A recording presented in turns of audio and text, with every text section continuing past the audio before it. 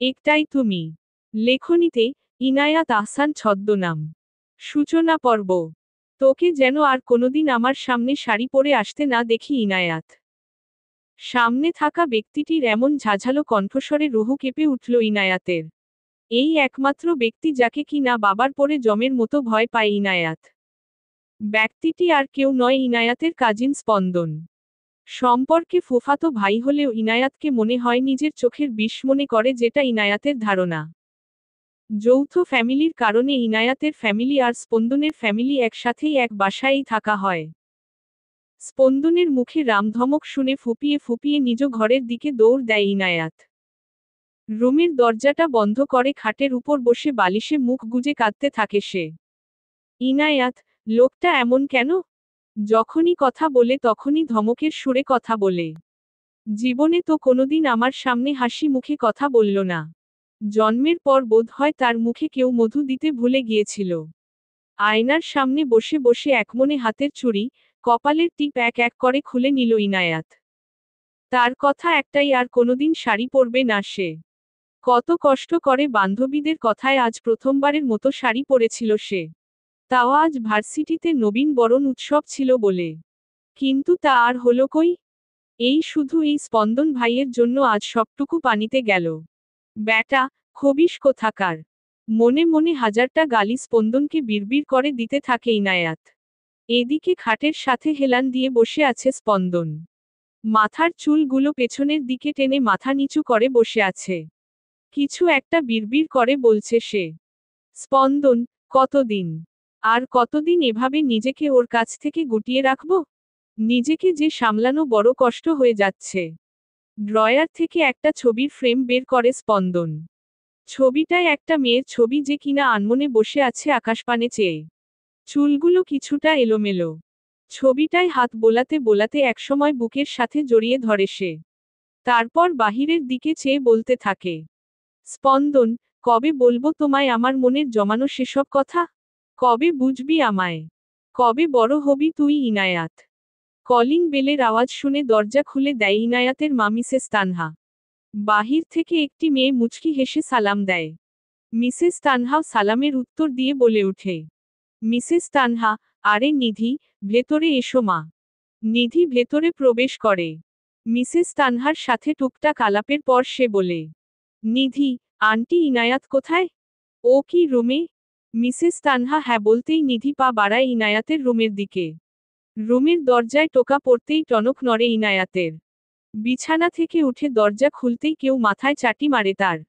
খেয়াল করতেই দেখে নিধি রাগান্বিত চোখে দাঁড়িয়ে আছে।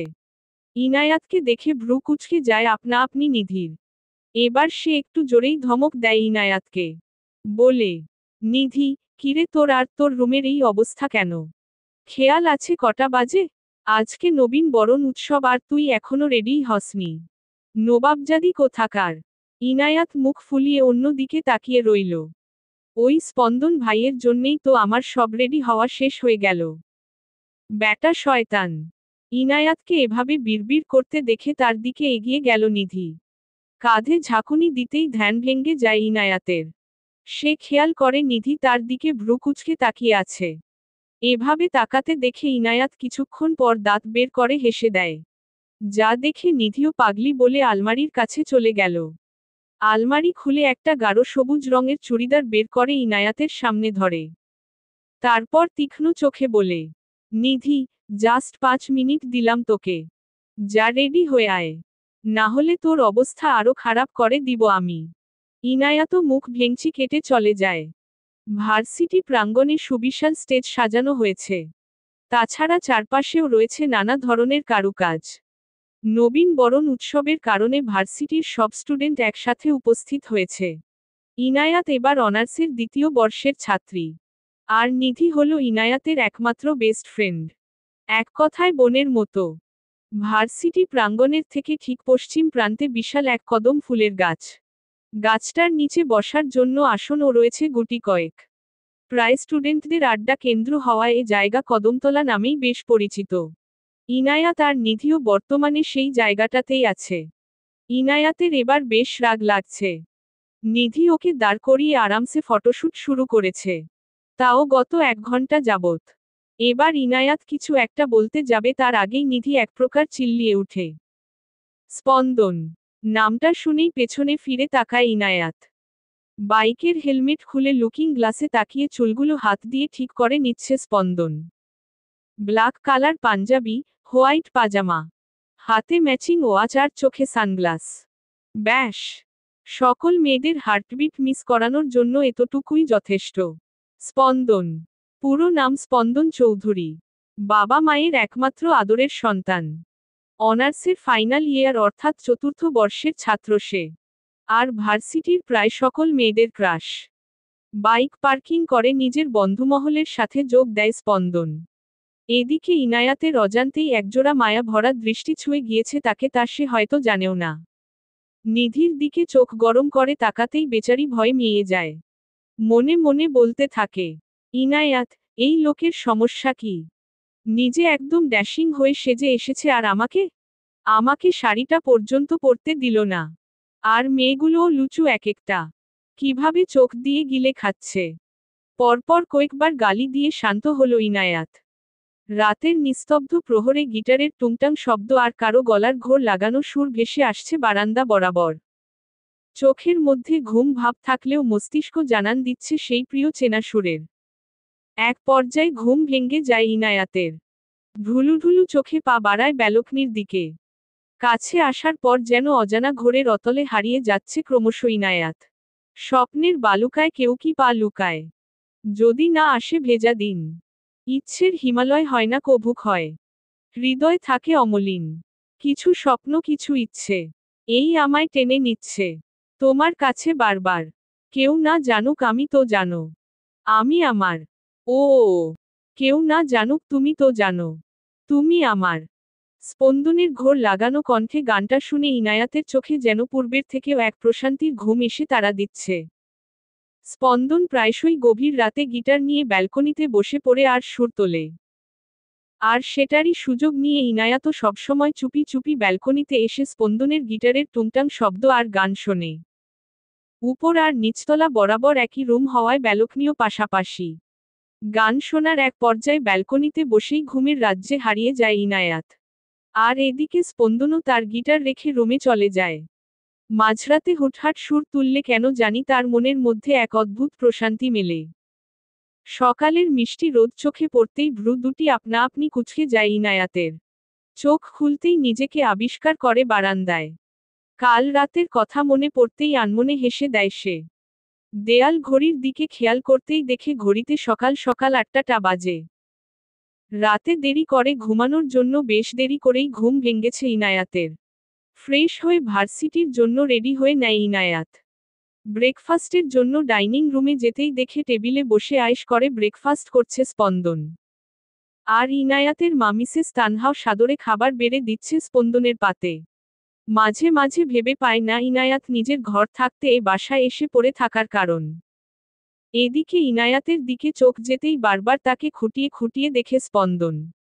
পরনে পার্পেল রঙের লং কুর্তি, স্বচ্ছ সাদা রঙের হিজাব প্যাঁচানো, চোখে কালো কাজল আর ঠোঁটের কোণে কালচে একটা তিল। ব্যাস, স্পন্দনকে ঘায়েল করার জন্য এটুকুই যথেষ্ট। চেয়ার টেনে টেবিলে বসতেই মিসেস তানহা বলে উঠে, মিসেস তানহা, ঘুম থেকে উঠেছিস তাহলে? নে তাড়াতাড়ি খেয়ে নে। আর শোন, আজকে এক কাজ কর, তুই স্পন্দনের সাথে ভার্সিটি চলে যা। এতক্ষণ আনমনে বসে পাউরুটি চিবুচ্ছিল ইনায়াত। মায়ের কথা শুনে শুকনো ঢোক গিলে সে। মনে মনে বলে, ইনায়াত, এই স্পন্দন ভাইয়ের সাথে যাওয়া আর জমের সাথে যাওয়া এক কথা। ব্যাটা খবিস কোথাকার। কিছুটা আমতা আমতা করতেই স্পন্দন বলে উঠে, স্পন্দন, তাড়াতাড়ি খেয়ে নেও। আমি বাহিরে আছি। স্পন্দনের বলা গম্ভীর কণ্ঠ শুনে মনে মনে দোয়া দুরুদ পড়তে থাকে আর নাস্তা করে নেয় ইনায়াত। বাহিরে আসতেই দেখে স্পন্দন বাইকের সাথে হেলান দিয়ে দাঁড়িয়ে আছে। ইনায়াতকে দেখে চোখের ইশারায় ডাকতেই সেও চলে যায়। বাইকের হেলমেট পরে স্টার্ট দিতেই ছুটে চলে দুজন ভার্সিটির উদ্দেশ্যে। একটাই তুমি। লেখনীতে ইনায়াত আহসান ছদ্মনাম। দ্বিতীয় পর্ব। বৃষ্টি শেষে এক শীতলতার পরশমাখা সকালে বাহিরের পরিবেশটাও বেশ ঠান্ডা হয়ে উঠেছে। বাইকে থাকার কারণে শোষো বাতাস যেন শরীরে আছড়ে পড়ছে বারবার। আর সেটা খুব তৃপ্তির সাথে উপভোগ করছে ইনায়াত। সে যে বর্তমানে স্পন্দনের সাথে রয়েছে সেদিকে কোন খেয়াল নেই তার। সে তো প্রকৃতি নিয়ে মত্ত। বাইকটি ব্রেক কষতেই হুঁশ ফিরে ইনায়াতের। খেয়াল করে দেখে তারা ভার্সিটিতে পৌঁছে গিয়েছে। এতক্ষণ খেয়াল না করলেও এবার স্পন্দনের দিকে নজর পড়ে ইনায়াতের। পরনে ব্ল্যাক জিন্স, ডার্ক ব্লু রঙের শার্ট, শার্টের হাতাটা কনুই পর্যন্ত ফোল্ড করা আর ব্ল্যাক ওয়াচ। সব মিলিয়ে যেন অসাধারণ। কারো হাতের তুড়ি বাজানোর শব্দ কানে আসতেই ভাবনার সুতো কেটে যায় ইনায়াতের। চেয়ে দেখে স্পন্দন তার দিকে ভ্রু কুঁচকে তাকিয়ে আছে। যা দেখে নিজেরই লজ্জা লাগে তার। কিছু বলার পূর্বেই পেছনে থেকে নিধির কণ্ঠস্বর শুনে ঘুরে তাকায় ইনায়াত।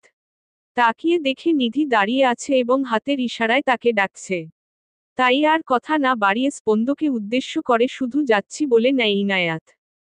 আর স্পন্দন ও বিনিময়ে একটা মুচকি হাসি দেয়। ইনায়াত যেতেই পেছনে থেকে কেউ স্পন্দনের কাঁধে হাত রাখে। পেছনে দিকে নজর দিতেই স্পন্দনের মেজাজ বিগড়ে যায়। কেননা তার ঠিক সামনে দাঁড়িয়ে আছে রিধিতা, তার ব্যাচেরই ক্লাসমেট। তবে স্পন্দন রিধিতাকে একদম সহ্য করতে পারে না তার বিহেভিয়ার এর জন্য। সব সময় গায়ে পড়ে থাকে। আর রিধিতার ন্যাকা নয়কা কথা শুনে আরও রাগ লাগে স্পন্দনের। বোঝে না সে এত অপমান করার পরেও কিভাবে একটা মেয়ে তার পেছনে পড়ে থাকে। চোখ গরম করে তাকাতেই রিধিতা হাত নামিয়ে নেয়। তারপর বলে, রিধিতা, হেই স্পন্দন, কখন এলে তুমি? জানো আমি তোমাকে কত মিস করেছি। I am very happy. I miss you Spandan. Spandan এবার বেশ বিরক্ত বোধ করছে। সে রিধিতাকে উপেক্ষা করে চলে যেতে নেয় তখনই পেছনে থেকে রিধিতা বলে ওঠে, রিধিতাট, আরে স্পন্দন কোথায় যাচ্ছ? আর তোমার সাথে একটু আগে যে মেয়েটাকে দেখলাম সে কে? এমন ক্লোজলি দাঁড়িয়ে কি কথা বলছিলে? দেখতে তো মেয়েটা পুরোই গেয়ে। এ কথা শুনে স্পন্দনের মাথায় ধপ করে আগুন জ্বেলে উঠল। কর্কশ শব্দে রিধিতাকে উদ্দেশ্য করে বলে ওঠে, Spandan, don't dare Ridhita. Enough is enough. তোমার সাহস হয় কি করে ইনায়াতকে গেয়ে বলার? এতদিন কিছু বলিনি তাই ভেবো না মাথায় চড়ে বসেছ। Everything has a limit. আর তুমি তোমার লিমিট ক্রস করে যাচ্ছ। এবার রিধিতা রাগে চিৎকার করে বলে, রিধিতাট, কেন? ওই মেয়েকে হয় তোমার? যে আমাকে ওই ইডিয়ট মেয়ের জন্য এত কথা শোনাচ্ছ? Who the hell is she? Spandan এবার না পেরে ঠাস করে একটা থাপ্পড় বসিয়ে দেয় রিধিতার গালে। ভার্সিটির সবাই যেন অবাক দৃষ্টিতে তাকিয়ে আছে স্পন্দন আর রিধিতার দিকে। স্পন্দন গর্জে বলে উঠে, স্পন্দন, জাস্ট শাট আপ রিধিতা। অনেক হয়েছে। আর না। You want to know who is she, right? Now listen. She is love. Yes I love her. আর তোমার সাহস হয় কি করে ইনায়াতকে নিয়ে বাজে মন্তব্য করার? সবাই অবাক হয়ে আছে কেননা যে স্পন্দন কি না আজ পর্যন্ত কোনো মেয়ের সাথে ভালো করে কথা বলেনি, যে কি না সবার ক্রাশ সে একজনকে ভালোবাসে। রিধিতার গাল বেয়ে টপ টপ করে পানি পড়ছে। তবে সে যে হিংস্র হয়ে উঠছে মনে মনে তা অজানা। ওখান থেকে রাগে গোজগোজ করতে চলতে আসে সে। হাতে থাকা ফোনটা মেঝেতে ছুঁড়ে মারতেই তা খণ্ড খণ্ড হয়ে যায়। রাগে ফুঁসতে ফুঁসতে বলে, রিধিতা, ওই লো ক্লাস মেয়ের জন্য আমাকে অপমান করলে তাই না স্পন্দন? আমার মধ্যে কি নেই যা ওর মধ্যে রয়েছে? ভালোবাসা। হাহ। ভালোবাসা মাই ফুট। গুড়িয়ে দেব আমি ওই ভালোবাসা মিস্টার স্পন্দন। আর ইনায়াত, সে তো বুঝতেও পারবে না তার সাথে কি হতে চলেছে। Just wait and watch. এসব বলেই ভার্সিটি প্রস্থান করে রিধিতা। ওদিকে ইনায়াতের ক্লাস চলছে। মনোবিজ্ঞান বিভাগের টিচার ক্লাস নিচ্ছেন আর টপিক বুঝাচ্ছেন। কিন্তু তাতেও যেন কোনো হেলদোল নেই ইনায়াতের। সবচেয়ে বিরক্তিকর ক্লাস হলো তার কাছে এটা। পড়াশোনায় একদম ভালোও না একদম খারাপও না। মোটামুটি ধরনের স্টুডেন্ট সে। চোখে ঘুমোঘুম ভাব এসে জড়ো হতেই পাশ থেকে নিধি কলমের খোঁচা দেয় ইনায়াতকে। বিরক্তিকর চেহারা নিয়ে তাকাতেই নিধি ফিসফিস করে বলে ওঠে, নিধি, আরে দোস্ত, ঘুমিয়ে পড়িস না। এই টাকলা বেডা যদি তোকে ঘুমাতে দেখে নির্ঘাত ক্লাস থেকে বের করে দিবে। সাথে কথা বলার অপরাধে আমাকেও বের করে দিবে। নিধির এমন কথায় না হেসে পারে না ইনায়াত। তখনই ক্লাসে দৌড়াতে দৌড়াতে আসে বাঁধন। বাঁধন হলো ইনায়াতের আর নিধির ফ্রেন্ড। বাঁধন হাঁপাতে হাঁপাতে বলে, Badhan, may I come in sir? এতক্ষণ স্যার ক্লাসে টপিকস বোঝাচ্ছিলেন। কারো ডাকে পেছনে ফিরতেই দেখে বাঁধন দাঁড়িয়ে আছে। চশমাটা একটু ঠিক করে বলে উঠলেন, স্যার। আরে বাঁধন মিয়া, আপনি? আরে আমি তো অমাবস্যার রাতে পূর্ণিমার চাঁদ দেখতে পাচ্ছি। আমি কি একাই দেখছি নাকি বাকি সবাইও তাই দেখছো? সাথে সাথে ক্লাসে হাসির রোল পড়ে যায়। কেননা বাঁধন একদিন আসে তো আবার 1 মাস ভার্সিটিতে আসে না। যার কারণে তাকে নিয়ে বেশি সমালোচনা হয়ে থাকে। বাঁধন মুখটা কাচুমাচু করে দাঁড়িয়ে আছে। একটু পর স্যার বলে কামিন। সাথে সাথে সে ক্লাসে প্রবেশ করে আর ইনায়াত, নিধির ঠিক সামনের সিটটায় গিয়ে বসে। যথারীতি সময়ে ক্লাস শেষ হবার পর বাঁধন ইনায়াতকে ডাক দেয়। বাঁধন, আরে জানিস আজ ভার্সিটিতে কি হয়েছে? আরে আমাদের সিনিয়র ব্যাচের সব মেয়েদের ক্রাশ আজকে এই রিধিতাকে চড় মেরেছে। কথাটা শুনতে দেরি কিন্তু বুঝতে দেরি হয়ে না ইনায়াতের যে আর কেউ নয় স্পন্দন। বাঁধনের মুখে সব ঘটনা শুনে অবাক হয়ে যায় ইনায়াত। কেননা তার মতে স্পন্দন কোনো মেয়ের দিকে ভালো করে তাকায়ও না। আর সে নাকি রিধিতাকে চড় মেরেছে। ক্লাস শেষে ক্যান্টিনে বসে আড্ডায় ব্যস্ত থাকে সবাই। আর সেখানে ইনায়াত আর নিধিও কম নয়। আড্ডার এক পর্যায়ে সেখানে উপস্থিত হয় স্পন্দন। সাথে তার ব্যাচও। নিধি গল্পের এক পর্যায়ে থমকে যায়। চোখ দুটো যেন স্থির হয়ে আছে কোনো এক প্রান্তে। ইনায়াত বসে বসে কফি খাচ্ছিল। নিধির দিকে চোখ পড়তেই সে দেখে আনমনে বসে একদৃষ্টে কোনো কিছুর দিকে তাকিয়ে আছে সে। নিধিকে অনুসরণ করে পাশে তাকাতেই পাশের টেবিলে বসা রয়েছে স্পন্দন আর তার ফ্রেন্ড আয়ান। নিধিকে হালকা খোঁচা দিতেই বাস্তবে ফিরে আসে সে। কিছু জিজ্ঞেস করবে তার আগেই নিধি ইনায়াতকে বলে, নিধি, সরি ইনু। আমার একটা কাজ মনে পড়ে গেছে। আমাকে যেতে হবে। এটুকু বলেই নিধি চলে যায়। আর ইনায়াত ভাবতে থাকে, কি হলো মেয়েটার? একটাই তুমি। লেখনীতে, ইনায়াত আহসান ছদ্মনাম। 3য় পর্ব। রাস্তায় আনমনে হেঁটে চলেছে নিধি। মাথার ভেতর শুধু একটাই চেহারা বারবার ঘুরপাক খাচ্ছে। সে বারংবার ভেবে চলেছে একটা কথা। সে এখানে কিভাবে এলো? কেন এলো? এতটা বছর নিজেকে সামলে নিয়েছি আমি, তবে আজ কেন আবার হলো এমনটা? এসব ভাবতে ভাবতে কখন যে মেইন রোডের মাঝ বরাবর এসে পড়েছে তার কোনো মাথা ব্যথা নেই। কোনো গাড়ির হর্ন কানে আসতেই পেছনে তাকিয়ে দেখে একটা বড় মাইক্রোবাস তার দিকেই ছুটে আসছে। কোনো কিছু ভাবার আগেই পাশ থেকে কেউ নিধির বাহুদয় ধরে টান দেয়। সাথে সাথে চিৎকার করে চোখ বুজে ফেলে। এই বুঝি জীবন শেষ। অনেকক্ষণ পর পিটপিট করে তাকায় নিধি। কারো বাহুর মাঝে আষ্টেপৃষ্ঠে রয়েছে তা ভালোই বুঝেছে সে। নাকে কারো শরীরের চেনা পরিচিত পারফিউম এর সুগন্ধ আসতেই মস্তিষ্ক সজাগ হয়ে ওঠে তার। সোজা হয়ে দাঁড়াতেই সামনে থাকা মুখটি দেখে আঁতকে ওঠে নিধি। শুধু অস্পষ্ট স্বরে বলে উঠে, আয়ান। আকাশে মেঘ জমেছে।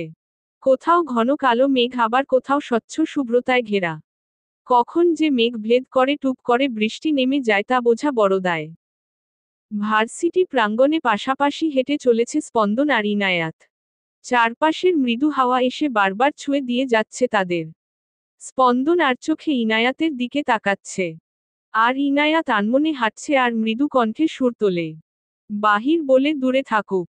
ভেতর বলে আসুক না। ভেতর বলে দূরে থাকুক। বাহির বলে আসুক না। ঢেউ জানা এক নদীর কাছে। গভীর কিছু শেখার আছে সেই নদীতে। পুরোটা শেষ করার আগেই পাশ থেকে স্পন্দন বলে উঠে, স্পন্দন, তোর ভাঙা ক্যাসেট থামা। না হলে কাক, পাখি যা আছে সব উড়ে যাবে। আর আকাশ থেকে বৃষ্টি ঝরে পড়বে। রাগে দুঃখে কান্না চলে আসছে ইনায়াতের। এই লোকটা তাকে সহ্য করতে পারে না কেন? এত অভিমান কিসের তার? মনে মনে বলে, আপনি এমন কেন স্পন্দন ভাই? আজকের আপনি আর অতীতের আপনির মাঝে যে বিশাল ব্যবধান। এতটা বদলে গেলেন কিভাবে? আপনি তো এমনটা ছিলেন না। বাইকের কাছে আসতেই আকাশের খণ্ডে খণ্ডে বিভক্ত তুলোর মতো মেঘ থেকে শীতল বৃষ্টির ছোঁয়া নেমে আসলো। বাতাসের ঝাপটায় বৃষ্টির পানি যেন আরো জোরালো হয়ে উঠেছে। কফি শপে একটা টেবিলে মুখোমুখি হয়ে বসে আছে নিধি আর আয়ান। গ্লাসের দেয়াল বেয়ে বৃষ্টির পানি টুপোটুপ করে পড়ছে। নিধি আর আয়ানের সামনে ওয়েটার এসে দুটো কফির কাপ এগিয়ে দেয়। দুজনের মাঝেই পিনপতন নীরবতা। আয়ান কফির কাপে চুমুক দিলেও নিধি বসে বসে শুধু নাড়াচাড়া করছে। একটা সময় পর আয়ান হালকা গলা খাকারি দিয়ে কোমল স্বরে বলে, আয়ান, কেমন আছো নিধি? এত বছর পর আয়ানের মুখে নামটা শুনে মনে মনে ভীষণ মুগ্ধ হয় নিধি। সারা শরীরে এক অদ্ভুত শিহরণ বয়ে যায়। কিন্তু তা প্রকাশ করে না সে।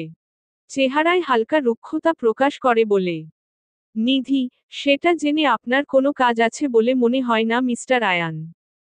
আমাকে এই কফি শপে আনার কারণ কি সেটা বলুন। নিধির এমন প্রশ্নোত্তরে খানিকটা হতাশ হয় আয়ান।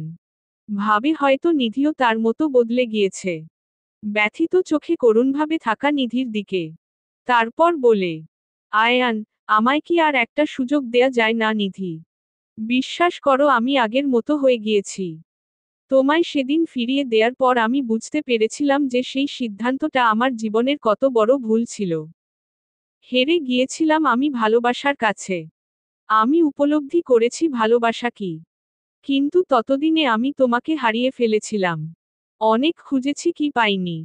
কিন্তু আজ ক্যান্টিনে তোমাকে দেখে মনে হয়েছিল সব ফিরে পেয়েছি। প্লিজ ফরগিভ মি নিধি। কথাগুলো শুনে বুকটা ধক করে উঠে নিধির। মনের মধ্যে সবকিছু অশান্ত হয়ে যাচ্ছে। না, এখানে থাকা যাবে না আর। অনেক কষ্টে কাঠখড় পুড়িয়ে এতদিন নিজেকে সংযত করেছে সে।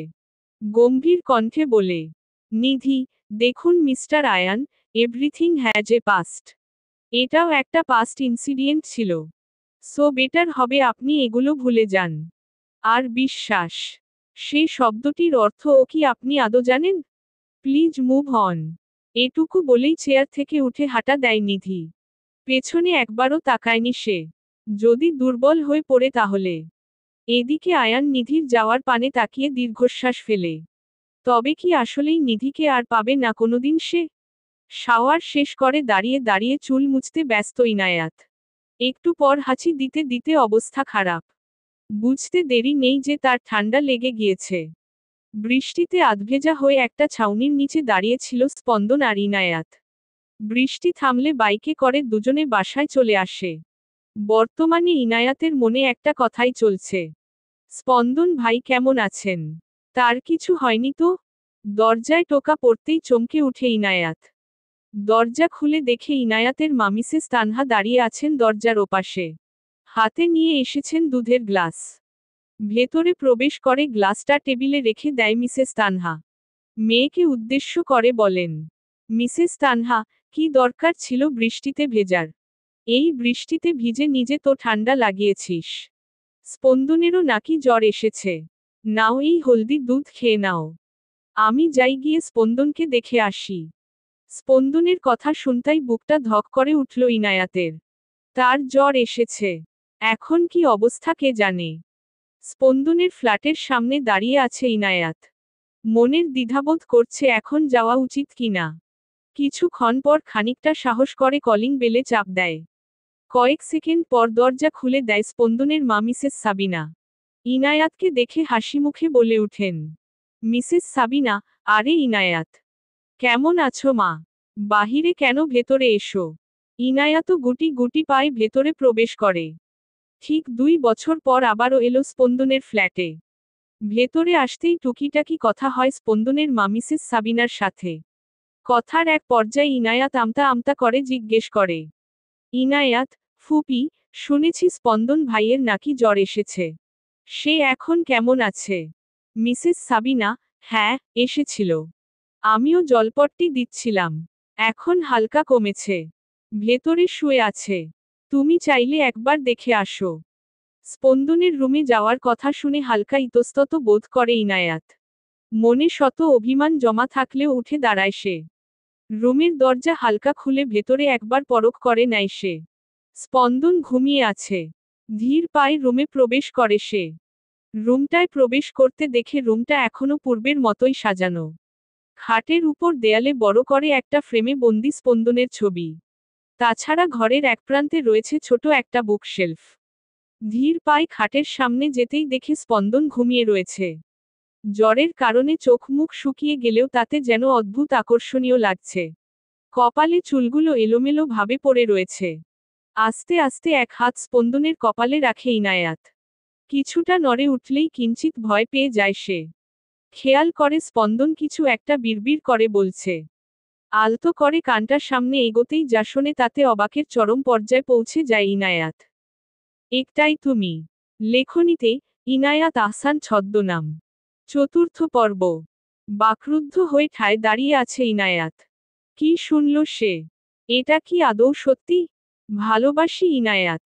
প্লিজ আমাকে ছেড়ে যাস না। তুই শুধু আমার। ঘুমের ঘোরে স্পন্দনের বলা কথাগুলো শুনে ইনায়াত এক মুহূর্তের জন্য থমকে যায়। মনে মনে বলে, ইনায়াত, না না এই হতে পারে না। আমি কি ভুল শুনছি? স্পন্দন ভাই হয়তো জ্বরের কারণে এসব উদ্ভট কথাবার্তা বলছেন। এ ছাড়া আর কিছুই হবে না। স্পন্দনের বলা কথাগুলো তাকে ভাবালেও তা নিয়ে বেশি মাথা ঘামায় না ইনায়াত। দাবার গুটি নিয়ে খুব মনোযোগ সহকারে কিছু একটা ভাবছে কেউ। বেশ কিছুক্ষণ পর বিপরীত দলের রাজার গুটিটা নিজ আয়ত্তে আনতেই মুখে বাঁকা হাসি ফুটে ওঠে তার। অচেনা, গেম ওভার মিস্টার স্পন্দন। এই গুটিটার মতো তুমিও হেরে যাবে। এখনো অনেক হিসেব নিকেশ বাকি রয়েছে। I am coming soon, Spandan. Just wait for me. সকালের রোদের সোনালি আলোর ঝলকানি পর্দা ভেদ করে চোখে পড়তেই ঘুম ছুটে যায় স্পন্দনের। চোখ পিটপিট করে তাকায় সে। ঘড়ির দিকে খেয়াল করতেই দেখে সকাল 9টা বেজে 38 মিনিট। জ্বরের কারণে মাথাটাও বেশ ঝিমঝিম করছে। বিছানা ছেড়ে উঠে দাঁড়াতেই কাল রাতের কিছু একটা অস্পষ্ট অবয়ব মনে পড়ে তার। তবে কি ইনায়াত এসেছিল এখানে? কিন্তু ওর তো আসার কথা না। স্পন্দন আর দেরি না করে নিজের ড্রয়ার খুলে ভালো করে চেক করে নেয়। চেক করে স্বস্তির নিঃশ্বাস ফেলে সে। না, সবকিছু ঠিক আছে। ভার্সিটির জন্য রেডি হয়ে বাসা থেকে বের হতেই পেছনে থেকে ডাক দেয় কেউ। ইনায়াত। পা দুটো আপনা আপনি থমকে দাঁড়ায় ইনায়াতের। পেছনে তাকিয়ে দেখে স্পন্দন দাঁড়িয়ে আছে। উস্খুস্ক চুল, পরনে লেমন টি শার্ট আর ব্লু কালার ট্রাউজার। ইনায়াত ভেবে পায় না এই লোকটা যেমনই থাক না কেন তার কাছে সবসময় আকর্ষণীয় লাগে। বিশেষ করে স্পন্দনের হাসিটা। স্পন্দন সামনে এসে দাঁড়াতেই ভাবনা কেটে যায় ইনায়াতের। স্পন্দন কিছুটা গম্ভীর গলায় জিজ্ঞেস করে। স্পন্দন, তুই কি কাল আমার রুমে গিয়েছিলি ইনায়াত? ব্যাস এই কথাটারই ভয় পাচ্ছিল ইনায়াত। এখন কি বলবে সে? এটা যে হ্যাঁ আমি গিয়েছিলাম, যদি আবার ওই দিনের মতো ধমক দিয়ে দেয় তাহলে। ইনায়াত কিছুটা কাপা কাপা স্বরে বলে। ইনায়াত, হ্যাঁ, আমি গিয়েছিলাম কালকে। কিন্তু বিশ্বাস করুন আমি শুধু আপনার জ্বর আসার কথা শুনে গিয়েছিলাম। আমি আর যাব না। এবার স্পন্দনের বেশ বিরক্ত লাগে। মেয়েটা বেশি বুঝে কেন? সব সময় 2 লাইন বেশি না বুঝলে মনে হয়, হয় না। কিছুটা দাঁতে দাঁত চেপে বলে উঠল। স্পন্দন, আমি কি একবারও বলেছি তোকে আমার রুমে না আসতে? সব সময় বেশি বোঝা ভালো না। ইনায়াত যেন অবাক হওয়ার সর্বোচ্চ পর্যায়ে চলে গিয়েছে। কি বলছে এগুলো স্পন্দন ভাই, যে কিনা 2 বছর আগে নিজেই তার রুম থেকে বের করে দিয়েছিল আর বলেছিল যেন তার রুমের সীমানায় আর কোনোদিন না যাই। সে ব্যক্তিই আজ এসব বলছে। কি করে সম্ভব? ইনায়াত এবার সোজাসাপটা ভাবে প্রশ্ন ছুড়ে দেয় স্পন্দনের দিকে। ইনায়াত, কিন্তু স্পন্দন ভাই, আপনি যে আমায় 2 বছর আগে। পুরো বাক্যটি আর পূর্ণ করতে পারল না ইনায়াত, তার আগেই স্পন্দনের রাগান্বিত চোখ দেখে চুপ হয়ে গেল। ঘড়ির দিকে তাকাতেই দেখে আর মাত্র 20 মিনিট রয়েছে ক্লাসের। তাই কথা না বাড়িয়ে চলে গেল ভার্সিটির উদ্দেশ্যে। আর স্পন্দন ইনায়াতের যাওয়ার পানে তাকিয়ে মৃদু হাসল। এদিকে নিধির বাড়ির সামনে দাঁড়িয়ে আছে আয়ান। গত 2 ঘন্টা যাবৎ ধরে অপেক্ষা করছে কখন নিধি একটু বারান্দায় আসবে। কিন্তু এতক্ষণ পরও না আসায় কিছুটা হতাশ হয় সে। তবে কি নিধিকে এবার পেয়েও হারাতে হবে তার? কথায় আছে না, সময়ের মূল্য দিতে শেখো। না হলে এমন সময় আসবে যেদিন জীবনের সবচেয়ে মূল্যবান বস্তুটি হারানোর পর আফসোস হতে থাকবে। আয়ানের ভাবনার আশায় সুপ্ত প্রদীপ জেলে দেখা মিলল নিধির। বারান্দায় দাঁড়িয়ে বেলি ফুলের গাছটায় পানি দিতে ব্যস্ত সে। আয়ানও সাবধানে লুকিয়ে পড়ে একটা গাছের পেছনে যাতে করে নিধিকে দেখতে পেলেও তাকে যেন দেখা না যায়। এতদিন পর নিজ প্রেয়সীকে দেখে তৃপ্তি সহকারে দেখতে থাকে আয়ান। নিধি যাওয়ার সময় সামনে তাকাতেই আয়ান পেছনে লুকিয়ে পড়ে আর ভাবতে থাকে তাকে দেখে ফেলল কি না নিধি। একটু পরে দেখে যে নিধি চলে গেছে। যাক বাবা, বাঁচা গেল। এয়ারপোর্টে সব ফর্মালিটিজ শেষ করে বাহিরে বের হতেই মুখে বাঁকা হাসি দেয় কেউ। দূর থেকে দেখা যাচ্ছে কেউ হাতের ইশারায় হেলো বলছে। সামনে এগোতেই কেউ এসে জড়িয়ে ধরে তাকে আর বলে, ওয়েলকাম ব্যাক টু বাংলাদেশে। ডি লোকটিও তাকে জড়িয়ে ধরে বলে, thanks my dear darling, Ridhita. রিধিতাকে নিয়ে গাড়িতে উঠতেই লোকটি বাঁকা হেসে বলে, A D I am back, Spandan. Now new game is start. I am coming, mister Spandan Chowdhury. সাথে সাথে দুজনেই ডেভিল হাসি দেয়। ভার্সিটি ক্যাম্পাসে একা একা বসে আছে ইনায়াত। আজ নিধি আর বাঁধন কেউ আসেনি। তার উপর স্পন্দনও আজ রেস্ট নেওয়ার জন্য আসলো না। সব মিলিয়ে প্রচুর বিরক্তি লাগছে। এজন্য দুটো ক্লাস করেই বাড়ি যাওয়ার জন্য চলে আসছে। ভার্সিটি পার্কিং এরিয়ায় আসতেই কেউ সামনে এসে দাঁড়ালো ইনায়াতের। চোখ তুলে তাকাতে দেখে দাঁড়িয়ে বিশ্রী হাসি দিচ্ছে ভার্সিটির রাজনৈতিক দলের লিডারের ডান হাত বলা যায় যাকে, ফয়সাল আহমেদ তুর্য। ইনায়াতের দিকে তাকিয়ে বিশ্রী হাসি দিয়ে বলে উঠে তুর্য, তুর্য, কি মিস ইনায়াত? এত পালাই পালাই করলে হয় নাকি? ওই স্পন্দন ছাড়া আমাদেরও তো একটু সময় দিলে পারো, তাই না? তুর্যের এমন কথায় ঘৃণায় মুখ ফিরিয়ে নেয় ইনায়াত। ইনায়াত এবার কিছুটা ক্ষিপ্ত কণ্ঠে বলে, ইনায়াত, দেখুন তুর্য ভাইয়া, না জেনে অহেতুক কোনো কথা বলবেন না। আর আমার রাস্তা ছাড়ুন। আমার দেরি হয়ে যাচ্ছে। তুর্য, আরে আরে কোথায় যাচ্ছ? আমি কি ছেড়ে দেয়ার জন্য রাস্তা আটকিয়েছি নাকি? এটা বলেই তুর্য ইনায়াতের হাত খপ করে ধরে ফেলল। আর ইনায়াতও এখন ভয় পেয়ে যাচ্ছে। নিজের হাত ছাড়ানোর জন্য মোচড়ামুচড়ি করেও বিশেষ কোনো লাভ হলো না। যত যাই হোক সে একজন মেয়ে। তুর্যের এমন আচরণ দেখে রাগে শরীর জ্বলে যাচ্ছে, সাথে কান্নাও পাচ্ছে। তখনই পেছনে থেকে কেউ সজোরে ঘুষি মারে তুর্যকে। আর তুর্য ইনায়াতকে ছেড়ে কিছুটা দূরে গিয়ে মুখ থুবড়ে পড়ে। ইনায়াত পাশে তাকাতেই দেখে একজন সুদর্শন যুবক, পোশাক ও ফর্মালিটি দেখে মনে হচ্ছে ভার্সিটির নিউ কোনো প্রফেসর। লোকটিকে দেখা মাত্রই তুর্য কোনো মতে উঠে দৌড়ে পালালো, যে ব্যাপারটা ইনায়াতের কাছে খটকা লাগলো। তুর্য যেতেই লোকটি ইনায়াতকে উদ্দেশ্য করে বলে, লোকটি, আর ইউড ফাইন মিস? ইনায়াত মাথা নেড়ে হ্যাঁ বোঝাতেই লোকটি ইনায়েতের দিকে হাত এগিয়ে দেয় আর বলে, লোকটি, হেই, আই এম আদ্র জোহায়ের, এই ভার্সিটির নিউ প্রফেসর। ইনায়াতের ধারণাটি তাহলে সঠিক। ইনায়াতও হাত বাড়িয়ে বলে, ইনায়াত, আমি ইনায়াত আহসান, এ ভার্সিটির দ্বিতীয় বর্ষের ছাত্রী। স্পন্দনের ফোনে টুং করে মেসেজের শব্দ আসতেই সে ফোন নিয়ে মেসেজ অপশনে ক্লিক করে। মেসেজ অপশনে গিয়ে মেসেজ দেখতেই রাগে হাতের ফোনটা নিচে আছাড় মারে। এমন কি ছিল মেসেজটায়? একটাই তুমি। লেখনীতে, ইনায়াত আহসান ছদ্মনাম। পঞ্চম পর্ব। বিকেল বেলার রক্তিম আভা আকাশের নীলের মাঝে মিশে গিয়ে হালকা বেগুনি রং ধারণ করেছে। ছাদের কার্নিশ ঘেঁষে দাঁড়িয়ে আকাশের দিকে তাকিয়ে আছে স্পন্দন। হাতে থাকা জ্বলন্ত সিগারেটটা শেষের দিকে প্রায়। মনে শুধু একটা কথাই বারবার আওড়াচ্ছে, আমার ভেতর কেন তোকে হারাবার ভয় ক্রমশ বাড়ছে ইনায়াত। মনে হচ্ছে তুই আমার থেকে দূরে চলে যাচ্ছিস। কিন্তু আমি এটা হতে দিব না। কেননা আমি যে তোকে ভালোবা। স্পন্দন ভাই। পেছনে থেকে কারো কণ্ঠে নিজের নাম শুনে হালকা চমকে উঠে স্পন্দন। ইনায়াত অবিশ্বাস্য চোখে তাকিয়ে রয়েছে স্পন্দনের হাতের দিকে। ক্ষীণ কণ্ঠে স্পন্দনকে জিজ্ঞেস করে, ইনায়াত, স্পন্দন ভাই, আপনার হাতে সিগারেট কেন? স্পন্দন এবার কিছুটা ভড়কে যায়। কিছুটা তুতলিয়ে বলতে থাকে, স্পন্দন, কই? আর তুই এখানে কি করছিস? স্পন্দনের এমন কথা বলার ভঙ্গি দেখে ভ্রু দুটি কুঁচকে যায় ইনায়াতের। এবার সে এগিয়ে যায় স্পন্দনের দিকে।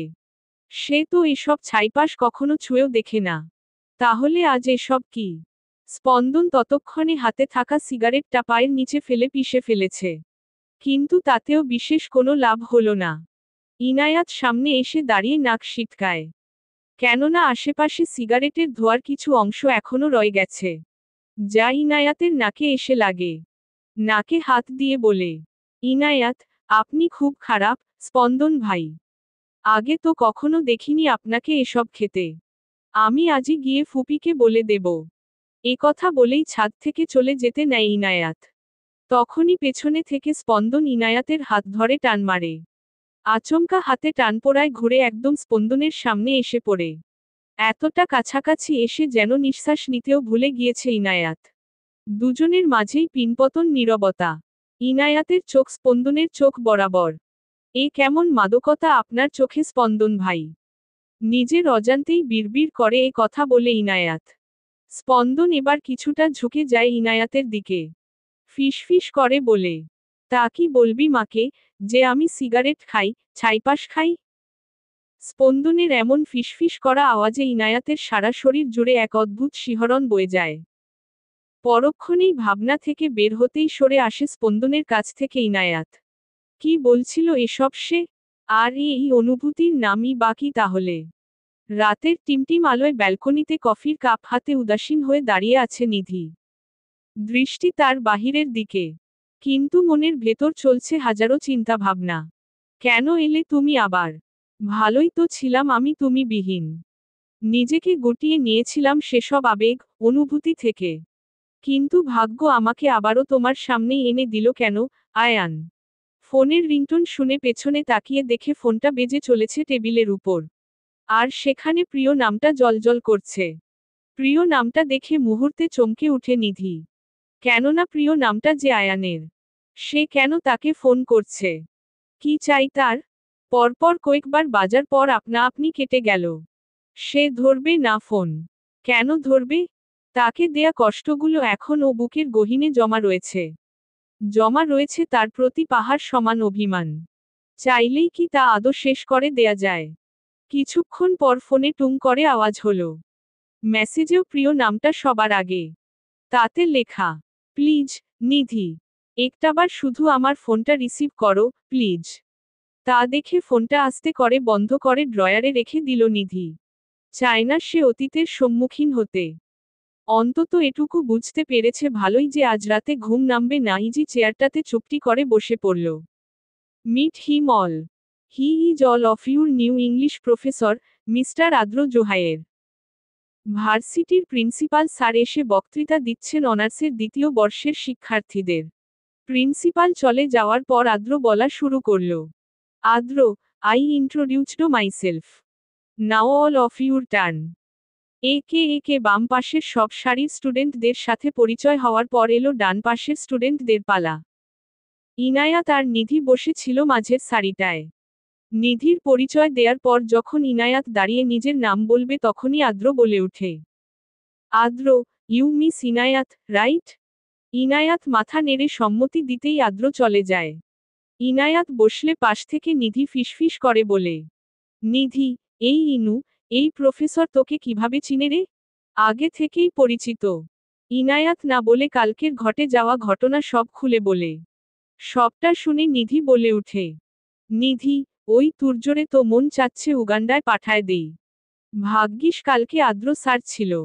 আর ভালো কথা। স্পন্দন ভাইয়া কোথায় ছিল?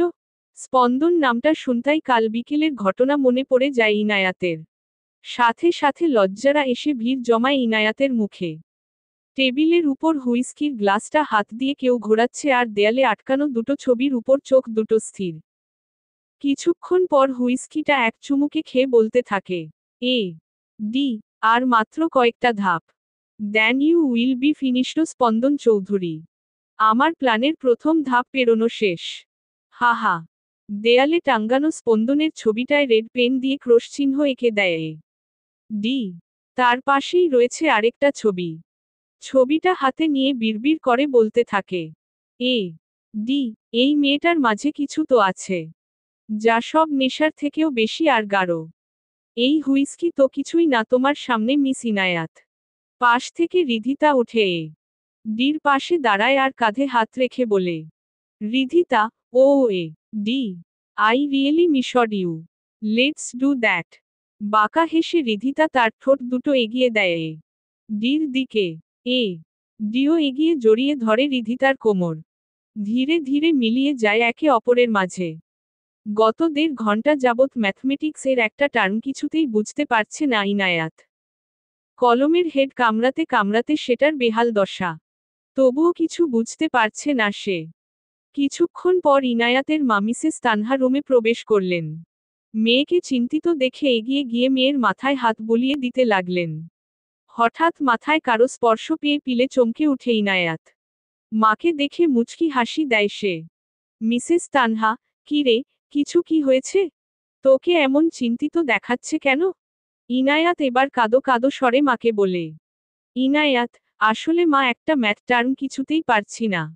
এটা না পারলে ওই পেট মোটু থুক্কু কবির স্যার নির্ঘাত আমায় বের করে দিবে। মেয়ের এমন কথায় হেসে দেন মিসেস তানহা। আর সেটা দেখে ইনায়াত মুখ ফুলিয়ে নেয়। মিসেস তানহা, সমস্যা কি তাহলে? স্পন্দনের কাছে যা। ওর কাছে হেল্প নে। মুহূর্তে মুখটা কালো আধারে ঢেকে যায়। কেননা এই ম্যাথ নিয়ে স্পন্দনের কাছে যাওয়া আর যমরাজের কাছে যাওয়া একই কথা। মাথা নিচু করে বসে আছে ইনায়াত। স্পন্দনের কাছে আসার পরে পর্যন্ত না হলেও 5-6 বার ধমক খেয়েছে। বোঝানোর এক পর্যায়ে স্পন্দনের ফোনে কল আসতেই সে চলে যায় বারান্দায়। এদিকে ইনায়াতের হঠাৎ নজর পড়ে টেবিলের কর্নারে রাখা নীল ডায়েরিটার উপর। কি আছে তাতে? যদি স্পন্দন ভাইয়ের প্রেমিকার নাম লেখা থাকে তাহলে। অতি সাবধানে আস্তে করে ডায়েরিটা বের করে ইনায়াত। সেটার প্রথম পাতায় কিছু লেখা নেই। দ্বিতীয় পাতা উল্টাতেই সেখানে দেখে গুটি গুটি অক্ষরে লিখা, একটাই তুমি, একটাই তুমি। লেখনীতে ইনায়াত আহসান ছদ্মনাম। ষষ্ঠ পর্ব। লেখাটার উপর কয়েকবার হাত বুলিয়ে নেয় ইনায়াত। কেন জানি লেখাটা ছুঁয়ে অদ্ভুত প্রশান্তি লাগছে। তৃতীয় পৃষ্ঠা উল্টানোর আগেই কেউ খপ করে কেড়ে নেয় ডায়েরিটি। আচমকা আক্রমণে ভয় পেয়ে যায় ইনায়াত। পাশে তাকিয়ে দেখে স্পন্দন ক্রুদ্ধ চোখে তাকিয়ে আছে তার দিকে। দৃষ্টি তার হিংস্র আর ভয়ঙ্কর। ইনায়াত একটা শুকনো ঢোক গিলে নেয়। একটু পর যে বড় কোনো ঝড় তার উপর দিয়ে বয়ে যাবে তা সে ভালোভাবেই টের পাচ্ছে। স্পন্দন এবার গর্জে ওঠে। স্পন্দন, তোর সাহস কি করে হয় আমার ডায়েরিতে হাত দেয়ার? তোকে বারণ করেছিলাম না আমার পার্সোনাল জিনিসে হাত দিতে। তারপরও তুই আমার ডায়েরি খুলেছিস। এমন ধমক খেয়ে ভয় কলিজার পানি শুকিয়ে কাঠ হয়ে গেছে ইনায়াতের। চোখের কোণে জল এসে জমাও শুরু করে দিয়েছে ইতিমধ্যে। স্পন্দনের কথায় কথায় হুঁশ ফিরে তার। স্পন্দন, 2 বছর আগে তোকে আমি আমার রুম থেকে বের করে দিয়েছিলাম। সেটাই ঠিক ছিল। তুই আমার রুম থেকে এখনই বের হয়ে যা। Get lost. মৃদু কেঁপে উঠে ইনায়াত। সে কখনো চিন্তাও করেনি যে স্পন্দন এমন করবে। কি ছিল এমনটা ওই ডায়েরিতে যে স্পন্দন এমন ব্যবহার করল তার সাথে? প্রত্যুত্তরে শুধু এক ফোঁটা অশ্রু টুপ করে গড়িয়ে পড়ে চোখের কোণ বেয়ে। মুহূর্তে মনের ভেতর হাজারো অভিমান এসে নাড়া দেয়। কিছু না বলেই চুপটি করে নিঃশব্দে বেরিয়ে আসে ইনায়াত। এদিকে স্পন্দন ইনায়াতের যাওয়ার পর টেবিলে একটা সজোরে ঘুষি মারে। যার ফলশ্রুতিতে হাতের কিছুটা অংশ কেটে যায়। মাফ করে দে আমায় ইনায়াত। কিন্তু আমি কি করব বল? তুই যদি আমায় ভুল বুঝিস তাহলে সঠিক সময় আসলে আমি নিজেই তোকে সবটা বলবো। 2 দিন পার হয়ে গিয়েছে। ইনায়াত ভুলক্রমেও স্পন্দনের সামনে যায় না। সে কেন যাবে? যেখানে শুধু অবহেলার পাত্র হতে হয় সেখানে যাওয়ার কোনো মানেই হয় না। ভার্সিটিতে নিধি আর ইনায়াত কথা বলতে বলতে যাচ্ছে লাইব্রেরির দিকে। যেটুকু খালি সময় পায় সেটুকু সময় লাইব্রেরিতে কাটাতে বেশ পছন্দ করে ইনায়াত আর নিধি। হঠাৎ পেছনে থেকে কারো ডাক শুনে দাঁড়িয়ে যায় ইনায়াত। পেছনে ফিরে মুচকি হেসে বলে, ইনায়াত, আরে আয়ান ভাইয়া, আপনি কেমন আছেন? আয়ান আলতো হেসে বলে, আয়ান, এই তো আলহামদুলিল্লাহ ভালো। তা এখানে হঠাৎ? ইনায়াত, ও, আমি আর নিধি আসলে একটু লাইব্রেরিতে যাচ্ছিলাম। ভাবলাম বসে কিছুক্ষণ সময়ও কাটবে আর ভালো কয়েকটা বইও কালেক্ট করতে পারবো। আপনাকে তো বলাই হয়নি, এ আমার বেস্ট ফ্রেন্ড নিধি। আর নিধি ইনি হলেন আমাদের ভার্সিটির ফাইনাল ইয়ারের স্টুডেন্ট, আয়ান ভাইয়া। আয়ান মুচকি হেসে হাত বাড়িয়ে দেয় নিধির দিকে। তারপর বলে, Ayaan, hey, miss Nidhi. I am Ayaan Abrar. Nidhi দাঁতে দাঁত চেপে হাসার চেষ্টা করে বলে। নিধি, জি আয়ান ভাইয়া। ভাইয়া ডাকটা শুনে আয়ানের মুখটা পেঁচার মতো হয়ে যায়, যা নিধির চোখ এড়ায় না। তা দেখে হাসি আসলেও তা বহু কষ্টে আটকে রাখে। এদিকে আয়ান বেচারা পকেট থেকে ফোন বের করে কল আসার অজুহাতে সেখান থেকে চলে আসে। লাইব্রেরির এক প্রান্তে বসে আছে স্পন্দন। দুদিন ইনায়াত ওকে দেখলেও এড়িয়ে চলেছে, যা দেখে স্পন্দনের মনটা প্রতিনিয়ত ক্ষতবিক্ষত হচ্ছে। লাইব্রেরিতে প্রবেশ করা মাত্রই ইনায়াতের চোখ পড়ে স্পন্দনের দিকে। এক পলক তাকিয়ে চোখ ফিরিয়ে নেয় সে। লোকটা এমন কেন? কষ্টও দিবে, আবার ঠিক কাছেও টেনে নিবে। কি দরকার চোখের সামনে সারাদিন ঘুরঘুর করার প্রয়োজন কি? কথাগুলো বিড়বিড় করতে করতে লাইব্রেরির পূর্ব দিকে চলে যায় ইনায়াত। আজকে দুটো ক্লাস থাকায় বেশ তাড়াতাড়ি বাসার জন্য রওনা দেয় ইনায়াত। পথেই দেখা হয় আদ্রের সাথে। ইনায়াতকে দেখে আদ্র এগিয়ে আসে। তারপর হাসিমুখে বলে, আদ্র, আরে ইনায়াত, তুমি বাসায় চলে যাচ্ছ?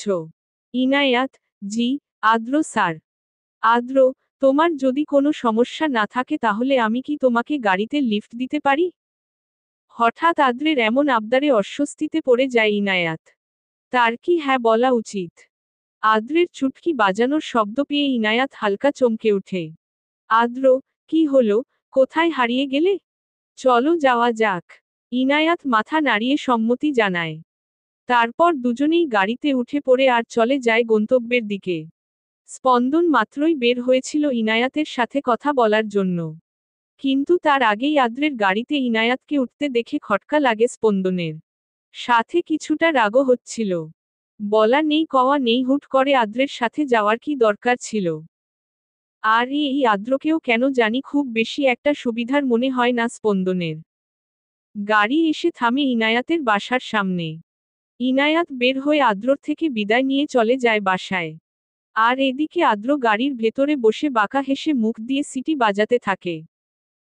তারপর ফোন বের করে গ্যালারি থেকে একটা ছবি বের করে বলতে থাকে, Adro, well done, mister A D.